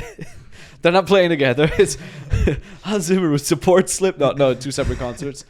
And then after that, we have, I think, a week or 2 off after Amsterdam. Probably. And then Austria for the Grand Prix. So, we're all like, okay, cool. We've been to freaking Italy, Dubai, Cyprus, and Japan. But we have Berlin, Paris, Amsterdam, and Austria still coming up. Those are just the planned trips. Those are just the planned trips. Oh, and in September, I have Ibiza. And in October, we have, again, Cyprus plus Blink-182 in Portugal. Yeah. So, gonna be a good year. And what do we do when we take the time off, in quotation marks? It's like travel more. Yeah. I mean, during the time off in July, I'll definitely go pass by Slovenia, make some vlogs there as well, and jazz like that. Yo, this is a beautiful place, man. Yeah, I'm high. I think I've never been to Slovenia. I don't think I have. Drove through Slovenia, probably to Croatia, I guess. If even. But yeah, other than that, never been there. It's a very, very underrated country. I absolutely love it. I mean, like, again, like, geographically wise, it's same as Austria. Yeah. With the fact that we have seaside, like these 40 kilometers of coastline. That you conveniently stole off the Croatians or whatever. No. They stole it from us. And also right. Italians stole it from us. Like, because we're such a small country, they're like, yeah, we'll just take something from Slovenia. Right, okay, if it's like this, then everybody stole everything from the Austro-Hungarian Empire here, right? Yeah, I don't know. You mofos, go back to Austro-Hungarian Empire. Okay, at the end of the day, I'm happy we have seaside. We have awesome caves. We have like area with like hot springs. So we have like, I think, like That's 5. So crazy, man. Yeah, it's like a small place with like 5 different biomes. Oh, and let's not forget, we're going to Kyoto in 2 days. Oh yeah, that's a whole other adventure in and of itself. Yeah, and for us it's like, oh yeah, we're just casually going to some other city, like. It is. I think after I've traveled so much in so many different settings, I've done the hardcore tour the world to give seminars kind of traveling, which is just like every Monday, new city for 4 years. Then I've done the let me live in a place for 6 to 12 months traveling, which I believe is my favorite. Like, or kind of like what we're doing here, stay at a place between 1 and 6 months at a time. Because then you develop a routine, you find places. Because if you only go, because I've also done the, let me just go check out a city for 3 days traveling, which is cool too. That was kind of like Dubai stuff where we rushed through everything. But you're just staying in a hotel, you're eating a bunch of shit food, you know, because you're not actually getting a routine. But here, I'm like, I'm going to the grocery store. At the store, I do my little thing. I say, I don't know, ftokuro kurasai, which means 2 bags, please, or whatever. You know, like you don't do that when you just travel with hotels. Like I have to tell the lady at the store how many bags I need to buy my groceries. You know, and I'm like Google Maps, like I'm going on Google Translate while waiting in the aisle of the grocery. Like practice it 6 times before I say it to the old lady, and of course they ask me some other shit which I have no clue about, so I just nod. You know, I don't even know if this is correct. So. That's one thing that I really like. And I've also done just the resort traveling, which is like drop 20K on some 5-star retreat thing, where you're just staying in a resort, which is also amazing. But I think my favorite kind is where you just try to stay at a place like we did here for a couple of weeks at least. Become like a local. Meet the locals, just communicate around with translator, and like go to the sushi place where you have no clue what it is that you're even eating here. Like that's my style, and I really enjoy that. And we've met so many locals, man. Dude, we've been so blessed. Like all the people that we hung out with yesterday, we went to see Super Mario in the movie theater. You know, oh man, like how cool was that? Just seeing a movie in Japan. But I really have to give props to Japan. Like honestly, like people here have been really kind to us. Yeah. Like it's amazing. You go to a store, they really do everything in their power to help you out, that you're happy, and they're happy to help you. In Europe, you don't have that, you know. Like everyone that tries to help is like, oh, when will he go away, you know? Stupid foreigner, like, you know, and like I really like. I think I'm gonna have a hard time being back in Europe because, like, people here are really calm. Waiting lines, systems work, nobody's throwing trash on the floor. Like I've seen zero trash cans outside. Zero, it's amazing. And 0 trash on the floor. Nowhere there's trash. Yeah. For the fact that it's the biggest city in the world, it's also, in my opinion, the cleanest city in the world. I don't know, like probably is. It probably is legitimately the cleanest city in the world. Like officially considered, you know. Like look at Vienna. It's very clean, but not as clean as Tokyo. No way as clean as Tokyo. Let's go. Let's do some ChatGPT magic here. What's the cleanest city in the world? I mean, I think that is really. It's hard to judge. I think it's Brazil. Some city in Brazil. That is the cleanest. You're just like. You just don't want to say anything bad on the podcast. Determining the cleanest city in the world can be subjective manner. Oh, what? No. Was that right? No. Okay. Because based on factors such as air quality, waste management, overall environmental sustainability. I mean, waste management here? Number 1, Calgary, Canada. Number 2, Helsinki. Number 3, Honolulu. Number 4, Kobe, Japan. Oh, wow. Oslo, Norway, Singapore, Stockholm, Sydney, Tokyo, number 9, Zurich, Switzerland. Wow. But again, like that's considering air quality and shit like that. So probably, you know, because we just talked about like the garbage on the street-ish. I mean, air quality. Because I know, for example, Helsinki is very clean, but not as clean on the street as Tokyo. Yeah. But it's also extremely clean. You're right. I love Helsinki. Shout out to the Finns. I mean, I'm a Finn at heart myself with family in Finland. Yeah. And lived in Finland, spent a lot of time in Finland. I love Finland. Oh, hey, Masato followed me back as well. Man, this is going to be the Masato fanboy podcast. Maybe we can meet on 11th with Masato too. Yeah, so, I mean, dude, if he wants to get a tattoo as well, I sponsor him. So no, after the tattoo, we can... 100%, I let's can go ask, chill somewhere. Because Miki asked me if I want to meet with them on 11th. 1000%, man. Let's go. Yeah. Let's get the tattoos and then grab some drinks or something like that. And invite our Japanese friends, you know? Yeah. Drinks or food or whatever. Or They're drive amazing, around the man. cars, drinks, food, something like that. Yeah. like Masato and Miki, they're like really like heroes for me. Like That's beautiful, man. they really showed me this world here. They accepted me here like a random ass Total random gaijin. in a garage. You know, they really like Masato said that he's happy. You know, like you know that he can show me this. He's really like. And after like I left home, they sent me like a lovely message that they were really happy to spend time with me. Oh, that's cute. Like that they really had fun, and I'm like, yo, I didn't really like bring much value than just spend time with you, you know, like this is your culture. Like I could so see you resonating so much with everything that Japan does and what Japanese people do. Yeah. Like you fit in there very well in terms of like the way they communicate, the way they're handling friendships and stuff like that. That is very much your values, you know, as a person, because I know you very well, you know. Yeah. For me, it's very much my values too, but not quite as much as yours, because what happens to me is like I'm like, I like it. It's really weird. I like it when people are mean. Yeah. Because I'm like, it's more likely that they're honest when they're mean. Yeah. Because when someone is overly polite, I'm like, oh, how nice that they're polite, and I'm instantly like, what's their agenda? So that's one thing that why I like Ukraine, why I like Austria and Germany, because they're just assholes from the get-go. But you're like, at least they're honest, you know? Yeah, yeah. So Japan is very, very, very polite, which is beautiful. But I'm like, okay, how much of that is really personal choice and how much of that is just culture? Yeah. And I feel like it's still very authentic here. I think so. So if you go to places like LA and everybody's super nice and you're like, motherfucker, I know you're not actually, you know, like I know you just didn't actually invite me to your party. You know, when people say, oh, you should pass by sometimes at the party, it's just something they say. Yeah, but they don't actually invite you. But here in Japan, I'm like, it really sounds really genuine. Yeah. So that's weird, you know. I noticed from Americans, they a lot of times, you know, they have this habit. They're like, they say like, hey, what's up, you know, and like for us, it's like you answer what's up, but they just say like as a hello, you know. Yeah. But it also depends where in the States. I mean, if you're further from the South, if you're further inland, if you're in Texas, people are extremely genuine there as well. It's just like, I mean, even on East Coast, many people are genuine. Like what's weird is like LA is like one of the hot pockets where people are very much like, what can you do for me kind of thing.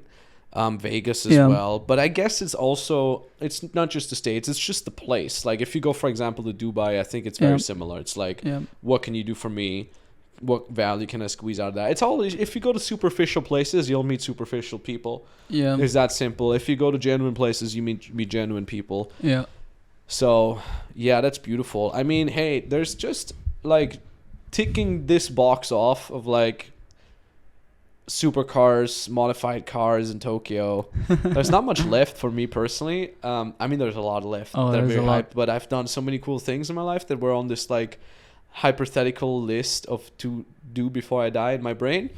A couple more things also to have it there, just to kind of document it, is I want to swim with whales. Oh wow. That's still, I've done whale watching twice now. Once in Tenerife, it was pilot whales. Yeah. Those are smaller, and once legit in Iceland, which was I think I can't remember, these big ass whales, the really big ones.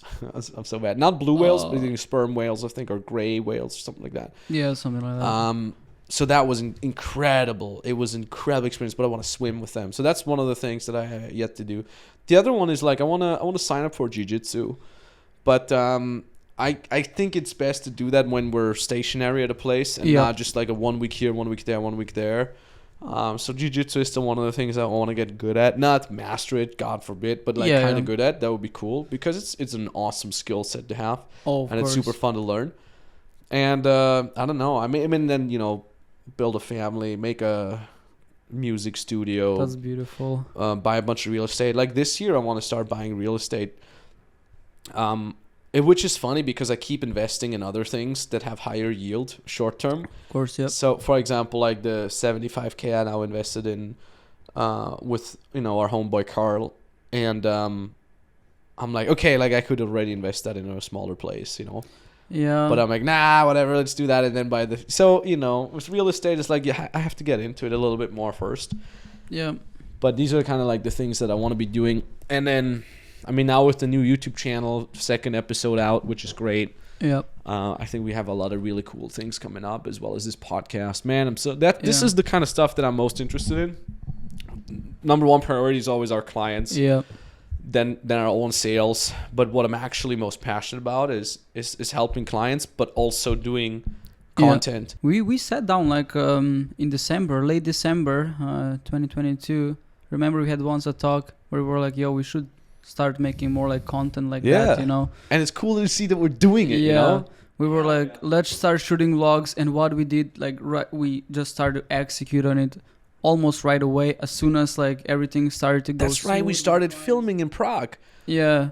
Because I was also like, at that time, I was like, man, I'm just editing these Instagram reels. I'm like, dude, that's not my potential at all. Yeah, and I know that that's not your potential at all. Like, why do you make content only for Instagram reels if we have potential like Olsen has, like any other big YouTubers have, you know? Way more. Fuck Olsen, way man. more. This guy can't even fucking speak coherently within 20 minutes.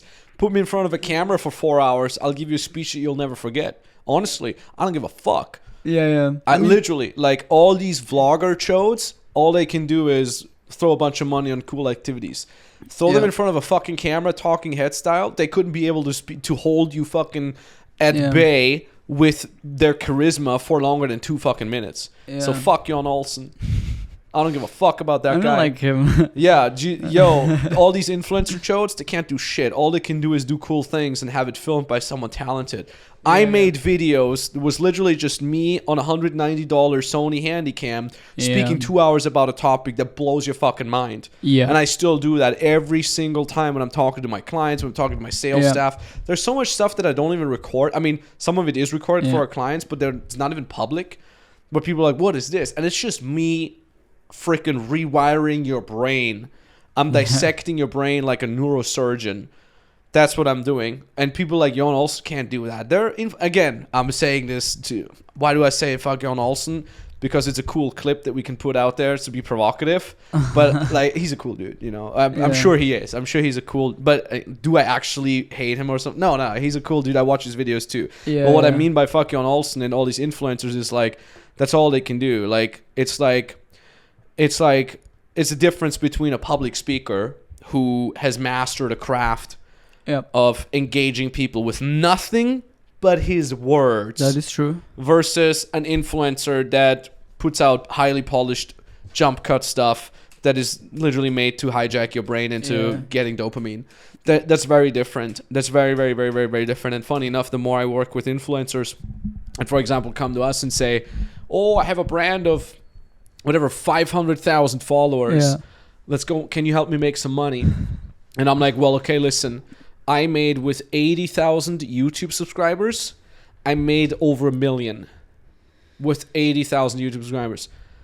And you have 500,000 and you're barely selling 10K a month. Yeah.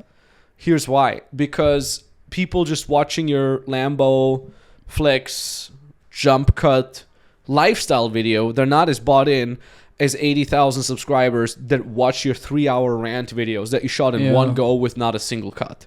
So these things are very, very, very different. You and I were not the same, like that meme, you know, from the fucking Polios guy from Breaking Bad. Where you and I are not the same. You have a couple 100,000 followers that think your jump cut lifestyle stuff is entertaining, and I have 80,000 diehard fans that watch 3 hours of my videos each night before they go to bed.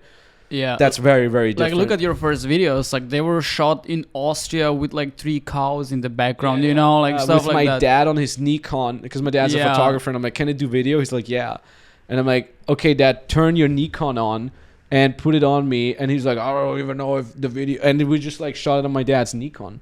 Yeah. You can see him in the reflection of my sunglasses with the cows behind me. It was like my dad standing there. Spent a whole day with my dad just shooting. Yeah. I mean, I used to just take the video gear of Tyler, of my mentor back then, when he would go to sleep at like 8 a.m. in the morning after a whole night of filming. I would take the camera, set it up on a tripod on the streets of Miami. And because I'm like, oh, I need to shoot my own video, you know, in a public place outside. But it was a film camera, and it didn't have a flippable screen. Yeah. You couldn't do selfie style camera yet. So I had to ask random passerbys, like, excuse me, sir, can you stand on the spot real quick so I can focus? Yeah. And he's like, are you filming? I'm like, no, just for the focus. I need to film myself, and then I'm going to stand where you stand. So I would focus on them manually, and then like, thank you, sir. And then I would press play. I would hop in the shot, and I would speak into the camera, and then I would like hope that it's still recording, you know, like every 10 minutes I would just be paranoid, and I would check if it's it's still recording. Okay. Then I would go back in and keep talking. You know, it's all about like finding solutions in your life. Like that is really interesting, because I can relate to that. Like, you know, you come to some point in life when you're like stuck at something, and it's like, either you give up or you find solution, you know. It's like, and like when I travel, I also like sometimes, you know, I want to have photos of myself, but I also like traveling alone. I'm like, I give a person a camera, I give him like a 5-second crash course. That's how you press a button. That's how you focus. That's all, you know. Yeah. And I think that will bring you further in life. You know, it's true. It's like if you are flexible with all kinds of solutions and all that, like you always overcome them no matter what, you know. Mm-hmm. So yeah, that's really good point. Like, and that's how you also succeeded. You found solutions on the spot, where in any kind of aspect area in your life, like whether it's in business or dating or with family or with friends, you know, it's always solutions. You know, in German we have this saying called "Was nicht passt, wird passend gemacht," which means if it doesn't fit, you make it fit. Yeah. So what doesn't fit will be made fit. So this is one thing I have to give props to Tyler and Nick, Owen Cook and Nick Coe from Real Social Dynamics, because when I was an assistant, that's what I learned. They'd be like, Max, we decided to just randomly do an event tomorrow. And they're like, we need a teleprompter. And I'm like, we don't have the teleprompter in our gear. Right. So in my head, I'm like, oh, sorry, we're just going to do it without the teleprompter. And they're like, buy a new one. I'm like, I don't have money. He's like, here's the card. Yeah. And I'm like, where do I buy it? He's like, Google it. Yeah. So I'm like, okay, all right, let's just buy a new one. Bought a new one. Boom, here we go.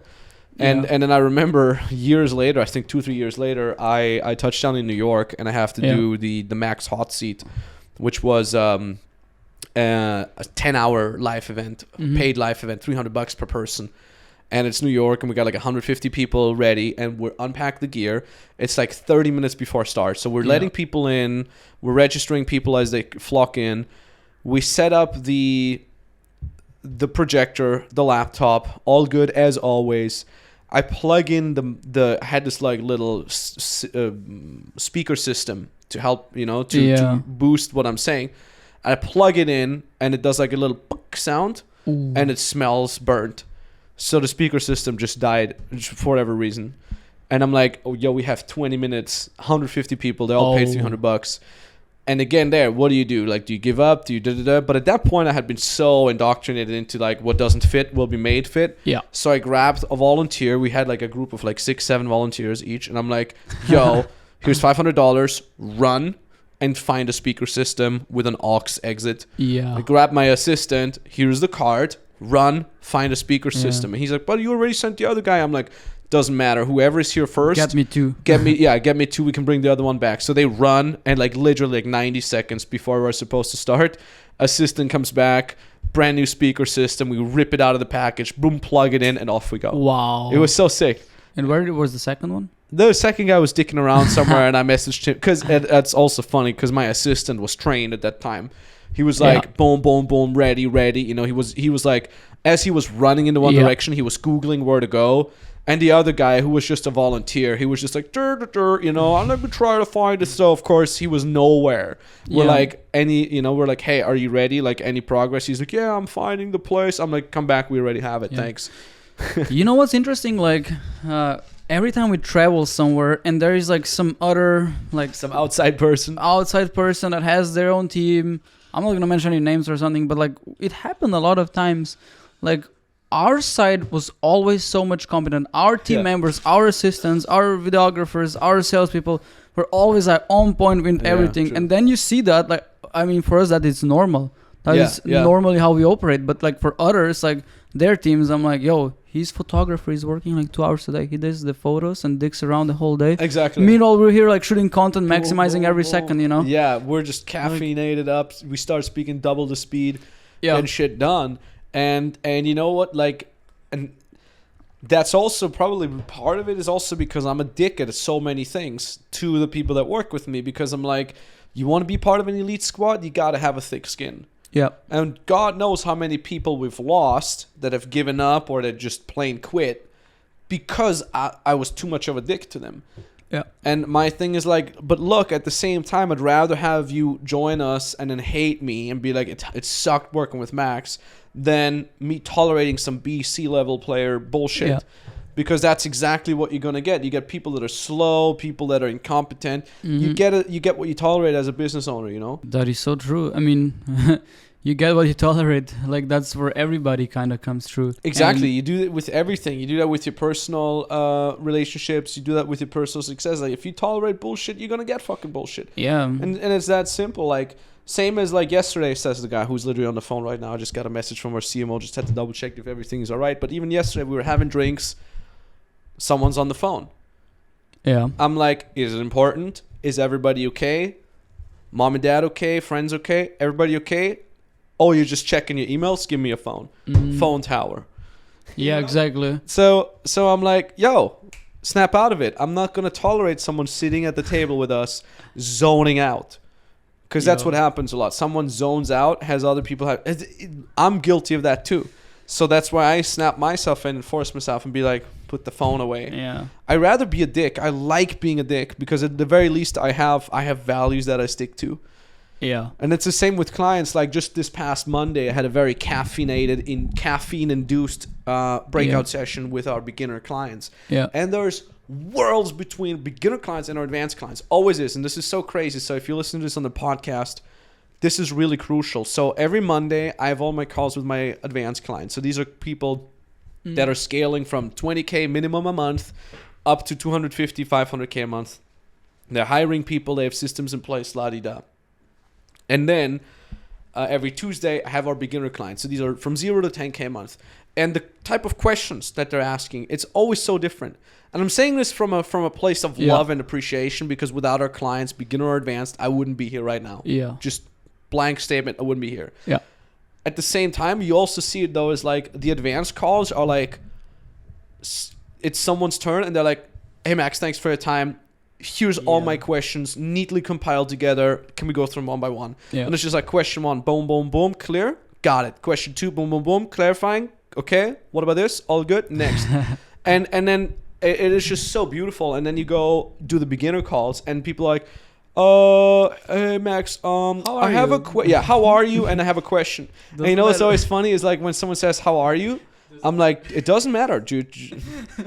I appreciate it, but it matters zero, okay?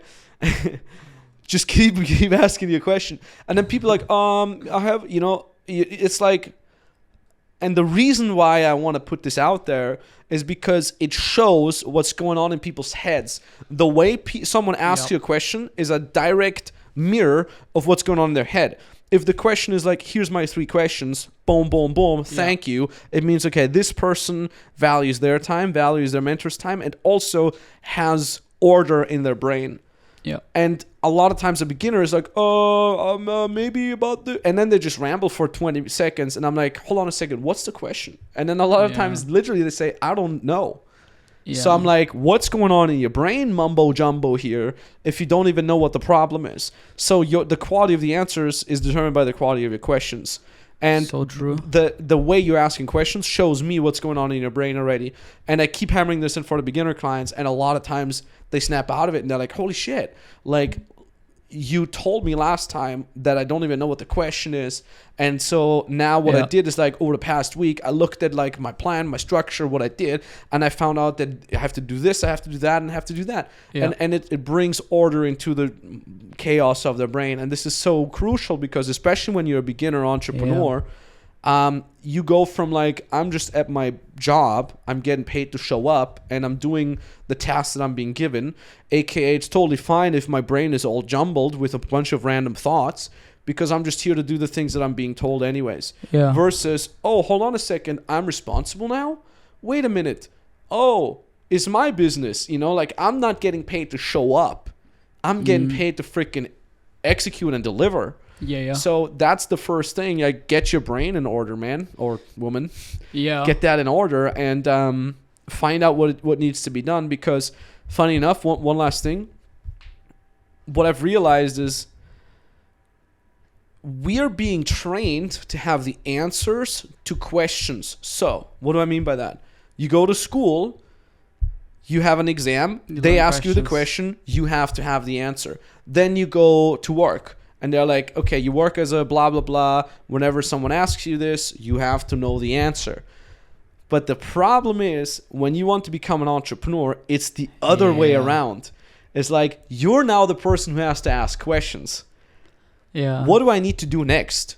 Where am I going to get my clients from? What is the feedback that I can have for this transition? Like, what kind of posts do I need to post? Yeah. All of a sudden, you're not there to get the fucking answers. You're there to ask the questions and have someone else give you the answers. That is true. Especially when you're working with a mentor. And that switch, because a lot of times I have people on the calls and I'm like, what's your question?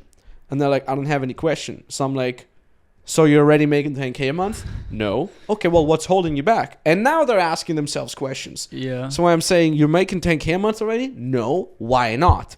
And all of a sudden, you can literally see it click in their brain. They're like, yeah, why not? Well, I guess I'm not getting enough people on the call. Well, now we're getting somewhere. Okay, why are you not getting enough people on the call? Is it because you're messaging a lot of people, but you can't get them on a call? Or is it because you don't have enough volume? Well, actually, I have enough volume. I just can't get people on the call. And I'm literally pulling out of their nose the questions that they need to be asking, right? So again, if I say, do you have any questions? They said, no, I'm good.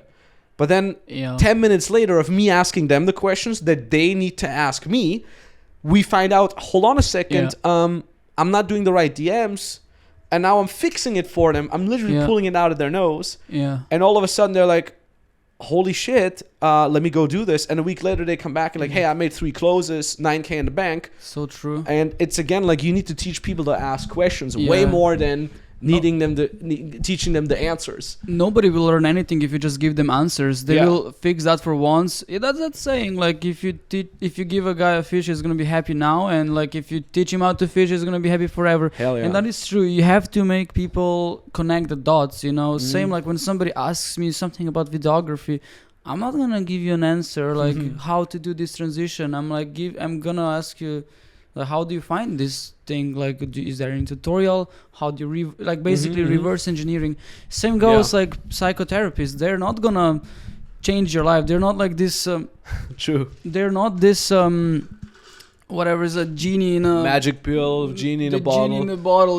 They're not gonna poof like give you 3 wishes and fill it out for you. No, it's like you're the one who has to execute. They're gonna help you with that. They're gonna hold you by hand, give you guidelines, ask you like dig deep inside. That's dig deep like into your problems. That's same as what Zach does, our mindset coach.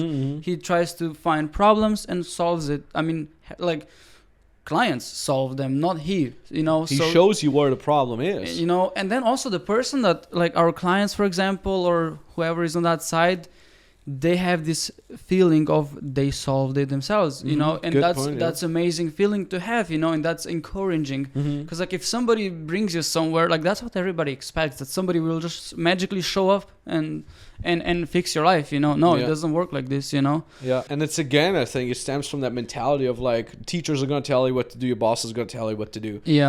Part of growing up is like understanding that nobody knows what the fuck is going on. Like your parents are just children that have gotten children themselves. The older you become, the more flaws you see in your own parents. Like my mom she's working herself to death. I see it. I have that from her. I'm like, Mom, you're about to turn 60. Okay, you're working way too much. Mom, like, hey, snap out of it. And she's like, oh no, it's fine. I love what I do. I'm like, yeah, you're becoming sick from this, Or my dad, I'm like, Dad, you fat. You're risking your health. Stop fucking eating chocolate. Stop eating the fucking ice cream at midnight before you go to bed. And he's like, oh, I can't. I'm too old. You're like, motherfucker. You're supposed to get your life figured out. You're my dad or you're my mom. No, you're just as flawed as me. Fuck. And it's almost like discouraging because like not even those guys have figured it out, Yeah, like my dad is the same. I love him like really much, but like when you look at it, like he loves photography, for example, like as a hobby thing, and I'm like, yo, why you're not doing this more? He's like, I don't have time, and I'm like, hey, everybody knows he has time. He comes home at 3 p.m. You know, goes sleeping for an hour, eats some food and salami, and does something in the garden, you know, and that's it. I'm like, yo, you have much more time, you know, like, yo, just take it 1 hour, you know. It's like, I don't have any motivation. People are tired from life. Yeah. And you know why they're tired from life? I believe it's because they eat dog shit food. They sleep like shit. Yeah. You know, like, how much do you sleep? Like, I pass out in front of the couch, and then at 2 a.m. I go to bed. That's not fucking proper sleep, man. What's your sleep routine? Yeah. What are you? Oh, you're sleeping on this dog shit bed? Yeah, I don't want to spend money on a $500 mattress. Motherfucker, you spend fucking $100 at a goddamn restaurant to eat some shit food. Spend $500 on a mattress that lasts you 15 to 20 years. Yeah. And then you sleep well. Where's your sleeping mask? Where's your darkened room? Yeah. Where's your blue light blocking glasses? There's no fucking excuse around something as simple as sleep. Sleep is the most important tool to productivity. And people treat it like shit. They're blasting the screen on full brightness at 11 p.m. an hour before they go to bed. That's what I do. Wondering why they can't fucking go to sleep. Where's the blue light blocking glasses? Where's the F-Lux? Where's the screen dimmer? Where's the fucking turning off the artificial light? Oh, you don't sleep well because it's so loud? Where's the freaking noise canceling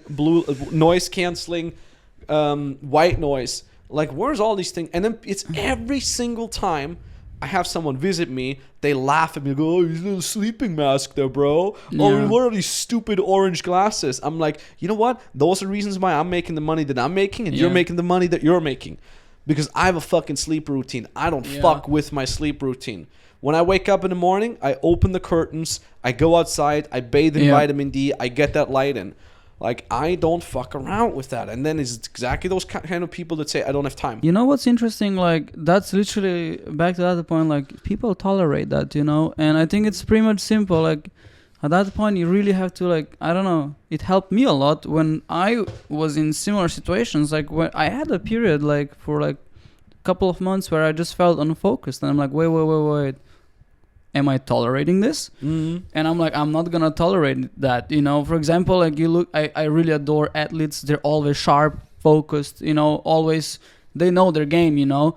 And it's like, I want to be like that, and I'm gonna do anything in my power to be sharp all the time. So then you start asking yourself, like, what you can improve, you know. Like, imagine being unfocused 16 hours a day as you're awake, or being focused, sharp to the point 16 hours a day. You're gonna live your life to the full potential if you focus 100%. All the time. So, like, it all comes, at least for me, it came from, like, just asking myself, why am I tolerating this, you know? And and you can always find things to improve. People are like, I'm happy in my life, you know, like, you know, I have a bunch of friends. They're like, and I'm like, how's life? You know, they're like, yeah, good, I'm happy. Like, I have my job, but, like, I see them, they're like tired all the time. Yeah. They don't have a girlfriend. I'm like, like, you know, you could be doing much more, you know. It's like, you have potential to achieve something, you know. It's like, if you tolerate not to not achieve, and this, fine, you know. I mean, that's the thing. You can be happy, freaking be happy, but don't be satisfied. Yeah. That's the whole spiel. Is like, I'm happy as hell. I was happy when I was an unpaid assistant just as much. I was happy when I was crashing on the floors, had holes in my shoes, couldn't even have proper food intake. Look at us now. We're working, 24 hours a day? I fucking love what I do. I'm fucking like, that's the crazy thing. Is like, God, I love what I do. And I'm putting in I'm putting in so much work, and, like, sometimes I have, like, 20 minutes of me time before I pass the fuck out, before I go full speed again. And it's the toughest thing to do, but it's also the most fulfilling thing to do. Yeah. I like suffering. I like pain. What was it in Super Mario yesterday? Where he was like, pain. What was that quote where you said, like, I wrote that down. Pain is the best teacher. Pain is the best teacher. Oh my God. You know? Let's go, like, oh my God. So I love this. You need pain. It's so crazy. Just the other day on Instagram, someone asked me, like, Max, what do I do when negative thoughts come up? Like, what is your frame battle that you put on when you have negative thoughts? I'm like, motherfucker, People try to avoid negative thoughts way too much. Yeah. The negative thoughts are fucking there for a reason. Dude. Half the fucking time I have negative thoughts, probably 50-50 for me. People watch my Instagram, they think, oh, this guy probably has like 0 negative thoughts. Motherfucker, half the things I do on a given day are based from negative thoughts. When I go to the gym, I want to be angry. Yeah. When I'm crushing, hustling in the morning, I want to be nervous because I want to get shit done from the day. When I'm not getting enough done on a day, I want to be pissed at myself. Yeah. Because that makes me step the fuck up. But nowadays with TikTok culture and woke culture, it's like, when negative thoughts are bad, no, motherfucker, they're good. They make you do shit. They make you do shit. Like either you're sad or you do something about it. Exactly. Fucking go crush. Like, you know that it's good that you're sometimes melancholic? Do you know that it's good that sometimes you look back at the good old times? Because it makes you understand back in the days, you had this and this and this. Go fucking appreciate what you have right now. You didn't appreciate it when you had it back then, so go appreciate it now.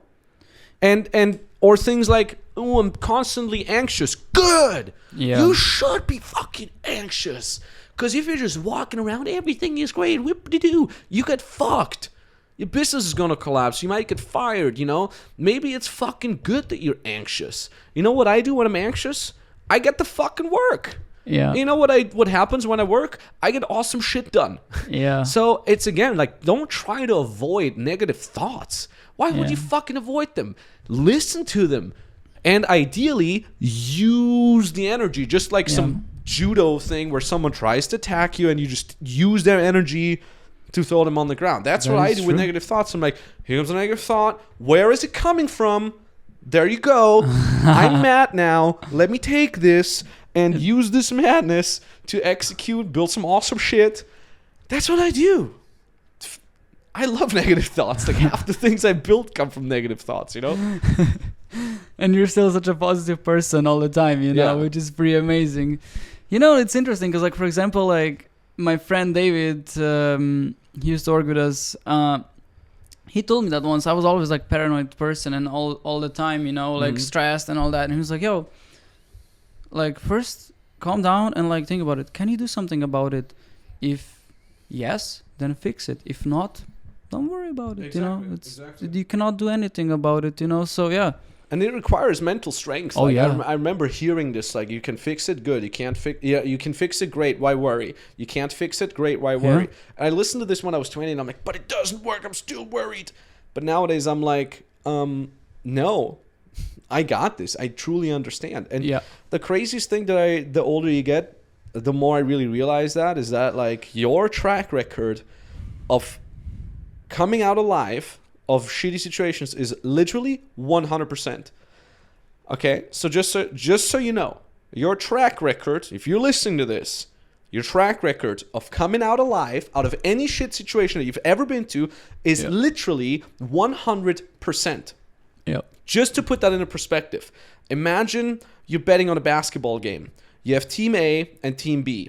And Team A has a track record of winning a championship 100 times, 100% of the times. You'd be like, is this even real? They're winning 100% of the times? Okay, I'll bet on those guys, right? Like if I would tell you like, hey, listen, whatever, MMA fight, this one guy's pretty good, the other guy's track record is 100%. Who would you want to bet on? You'd be like, well, give me the 100% fucking guy. Yeah. Therefore, if you would do that, betting on someone else, why don't you bet on yourself? Your track record is 100%. Because guess what? FYI, there's people out there whose track record is not 100% because they're dead. Yeah. But if you're listening to this, you're not part of them. You're part of the 100% people. And maybe right now you're in a situation where you're like, yeah, but I lost this, I lost my job, and blah, blah, blah. But you're fucking here right now. You just haven't gotten the lesson yet. You just haven't gotten the payoff of this yet. Some of the most difficult times of my life are behind me as the time of the recording. 2020 till 2022 were absolutely bonkers. It was 14 to 16 hour work days, completely restructuring company, firing a bunch of people leaving. Are you still alive? Yeah, I'm still fucking alive. And guess fucking what?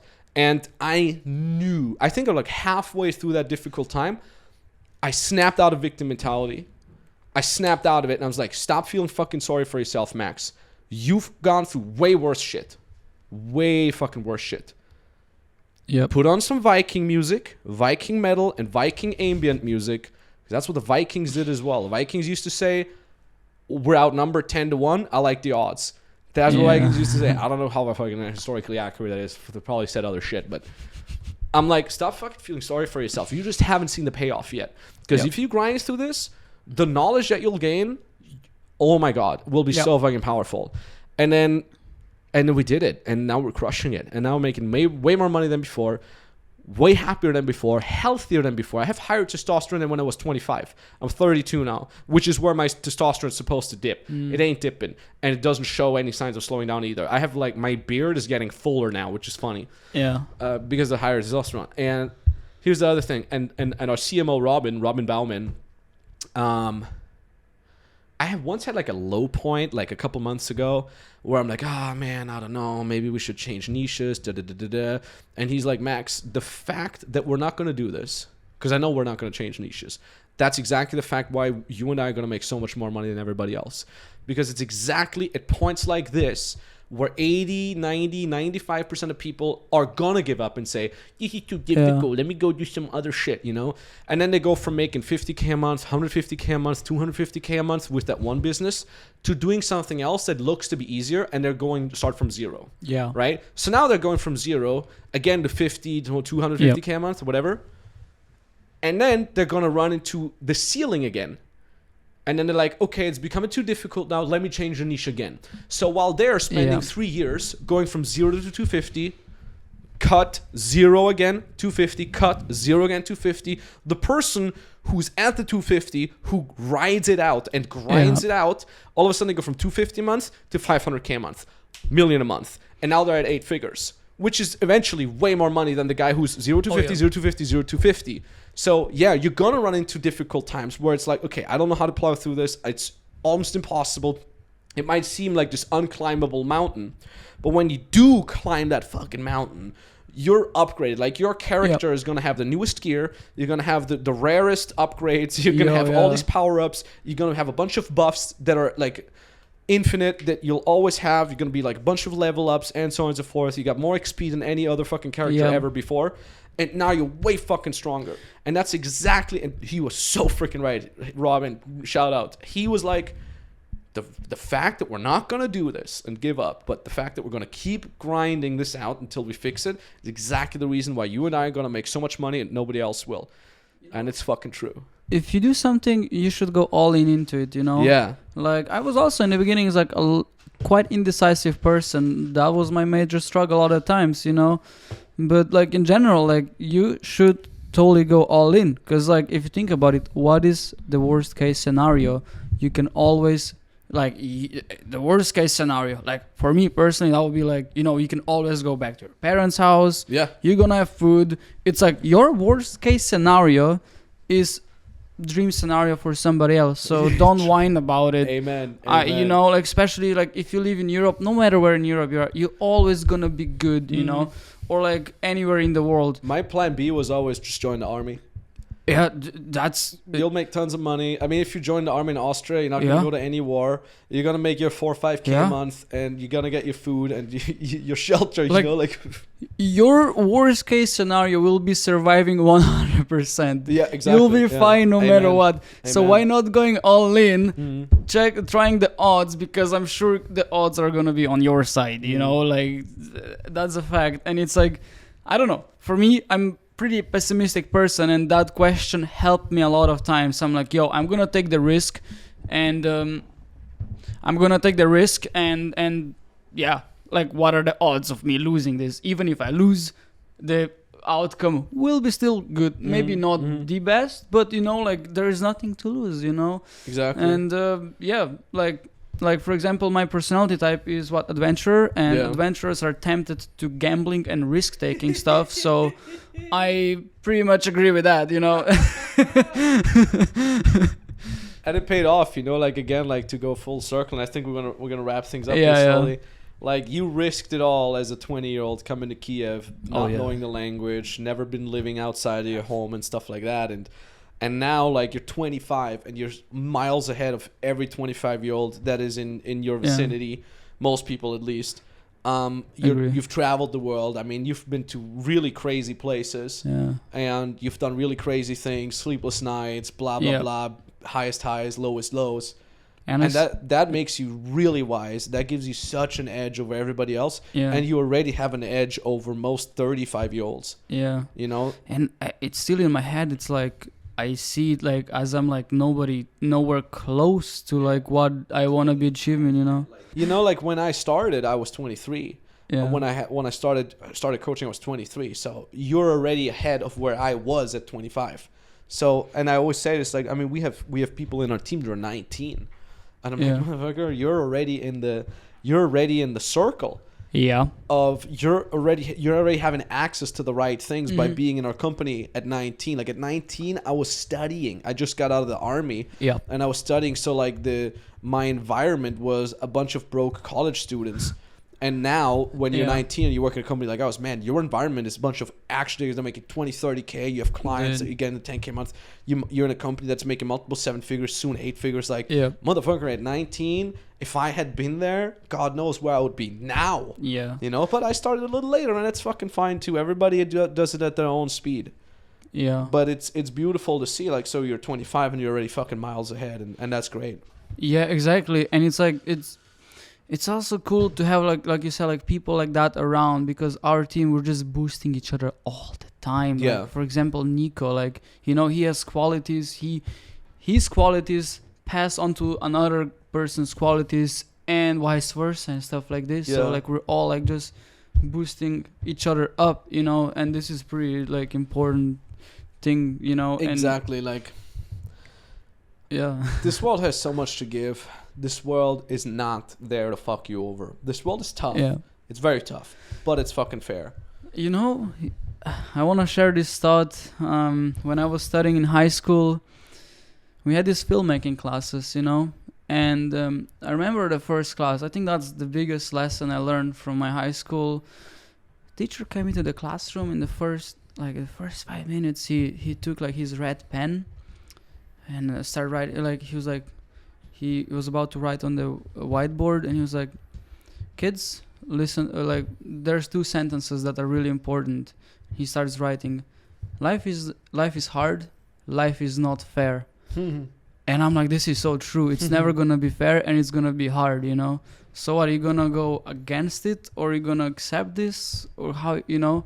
And I think this is really important. Like 2 sentences he wrote down. Beautiful. Because if you take this, like, you really have to take these 2 sentences, and like, I don't know, for me, I always remind about that. Like, something is not fair, make it fair. If it's hard, but it's gonna, you know, pain is the best teacher. Yeah, it really is. Pain is the best teacher, and if you come to it with humility in place of entitlement, and you say, I am but a humble servant, I know I do not deserve this. Yeah. Because if I did deserve it, I would already have it. So if you come to a place like that, you're canceling out a lot of suffering. Mm-hmm. Because instead of saying, why don't I have it yet? Why don't I have it yet? You're like, what do I need to do to have it? And I talked about this yesterday off camera. Or was it even on camera? I think we even have it on camera. Where we were sitting at the cafe, at Ralph's Cafe yesterday. And I'm like, all I care about is the end result. I don't care if I paid double or triple or 10x of it than some other guy. I just want to have the end result. And that's the craziest thing. So it's like, and ultimately, so if person A gets to $1 million a month easier than I do, he didn't have to work years for it. He just had to work for it 2 months for it, you know? And then I come there and I get to $1 million a year, to $1 million a month, but it took me 4 years to get there. Number one, we both have the exact same end result. So we're equally lucky, so to speak, because we both have $1 million a month. Fucking amazing. But, and here comes the kicker, who's happier about the $1 million a month? The guy who got kind of lucky and got to it within a month, or the guy who grinded it out, fell on his fucking face for 4 years, and then got there? Yep. It's the guy who worked harder for it who's Obviously happier. So if the end result is equal, but you get to be happier about the end result, who actually fucking won? You, who grinded it out and is happier about it, or the other guy who just takes it for granted? The fucking guy who grinded for it. And you will have less limits onwards as well. Exactly. Plus, like you said, you got the growth along with it. You got the character development along with it. Yeah. Because I made a ton of money the easy way. Yeah. With a strong brand, didn't give a damn, just Yeah. let the team do all the stuff. I could have probably made about double the money with the knowledge that I have right now in the same situation. You know exact steps how to get there. Exactly. And you know, when you do like an obstacle course, you will get better at it every time, you know? Yes. And you learn it. 100%. I didn't know shit back then. I know so much more now, and I'm much more confident. And it's so beautiful to know. And I've said this to you yesterday as well. And I've also said this to one of my sales staff. Who was it? Victor. I'm like, listen, man, whatever comes at us after having gone through the past 2 years, I know wholeheartedly, like, whatever the fuck you throw at us, we're going to get the fuck out alive. Yeah. And that knowledge is way better than being lucky Yeah. and being scared that you're going to lose it all. Abundance. Yeah, because I'm like, if I lose it all, motherfucker, bring it on. I'll build it back. Yeah. And that is the whole feeling of safety, security that everybody's actually craving. And it does not come from winning. It comes from losing. Yeah. And it's all like, like materialistic stuff, you can always lose it. So yeah, go spend money on clothes. But like when you have something like knowledge, you will always have it with you, you know? Yeah. So yeah. I think that's a beautiful way to wrap things up, eh? For sure, man. It was an amazing podcast. Thank you for hosting me here. Hell yeah. Let's do more. Like, let's just do a bunch of more episodes. Yeah, I'm down. Yeah, it's we're always together anyway, so might as well knock some more episodes on out, each man. location one, you know. It's really fun. GG. Thank you for good times. Good times. Let's roll.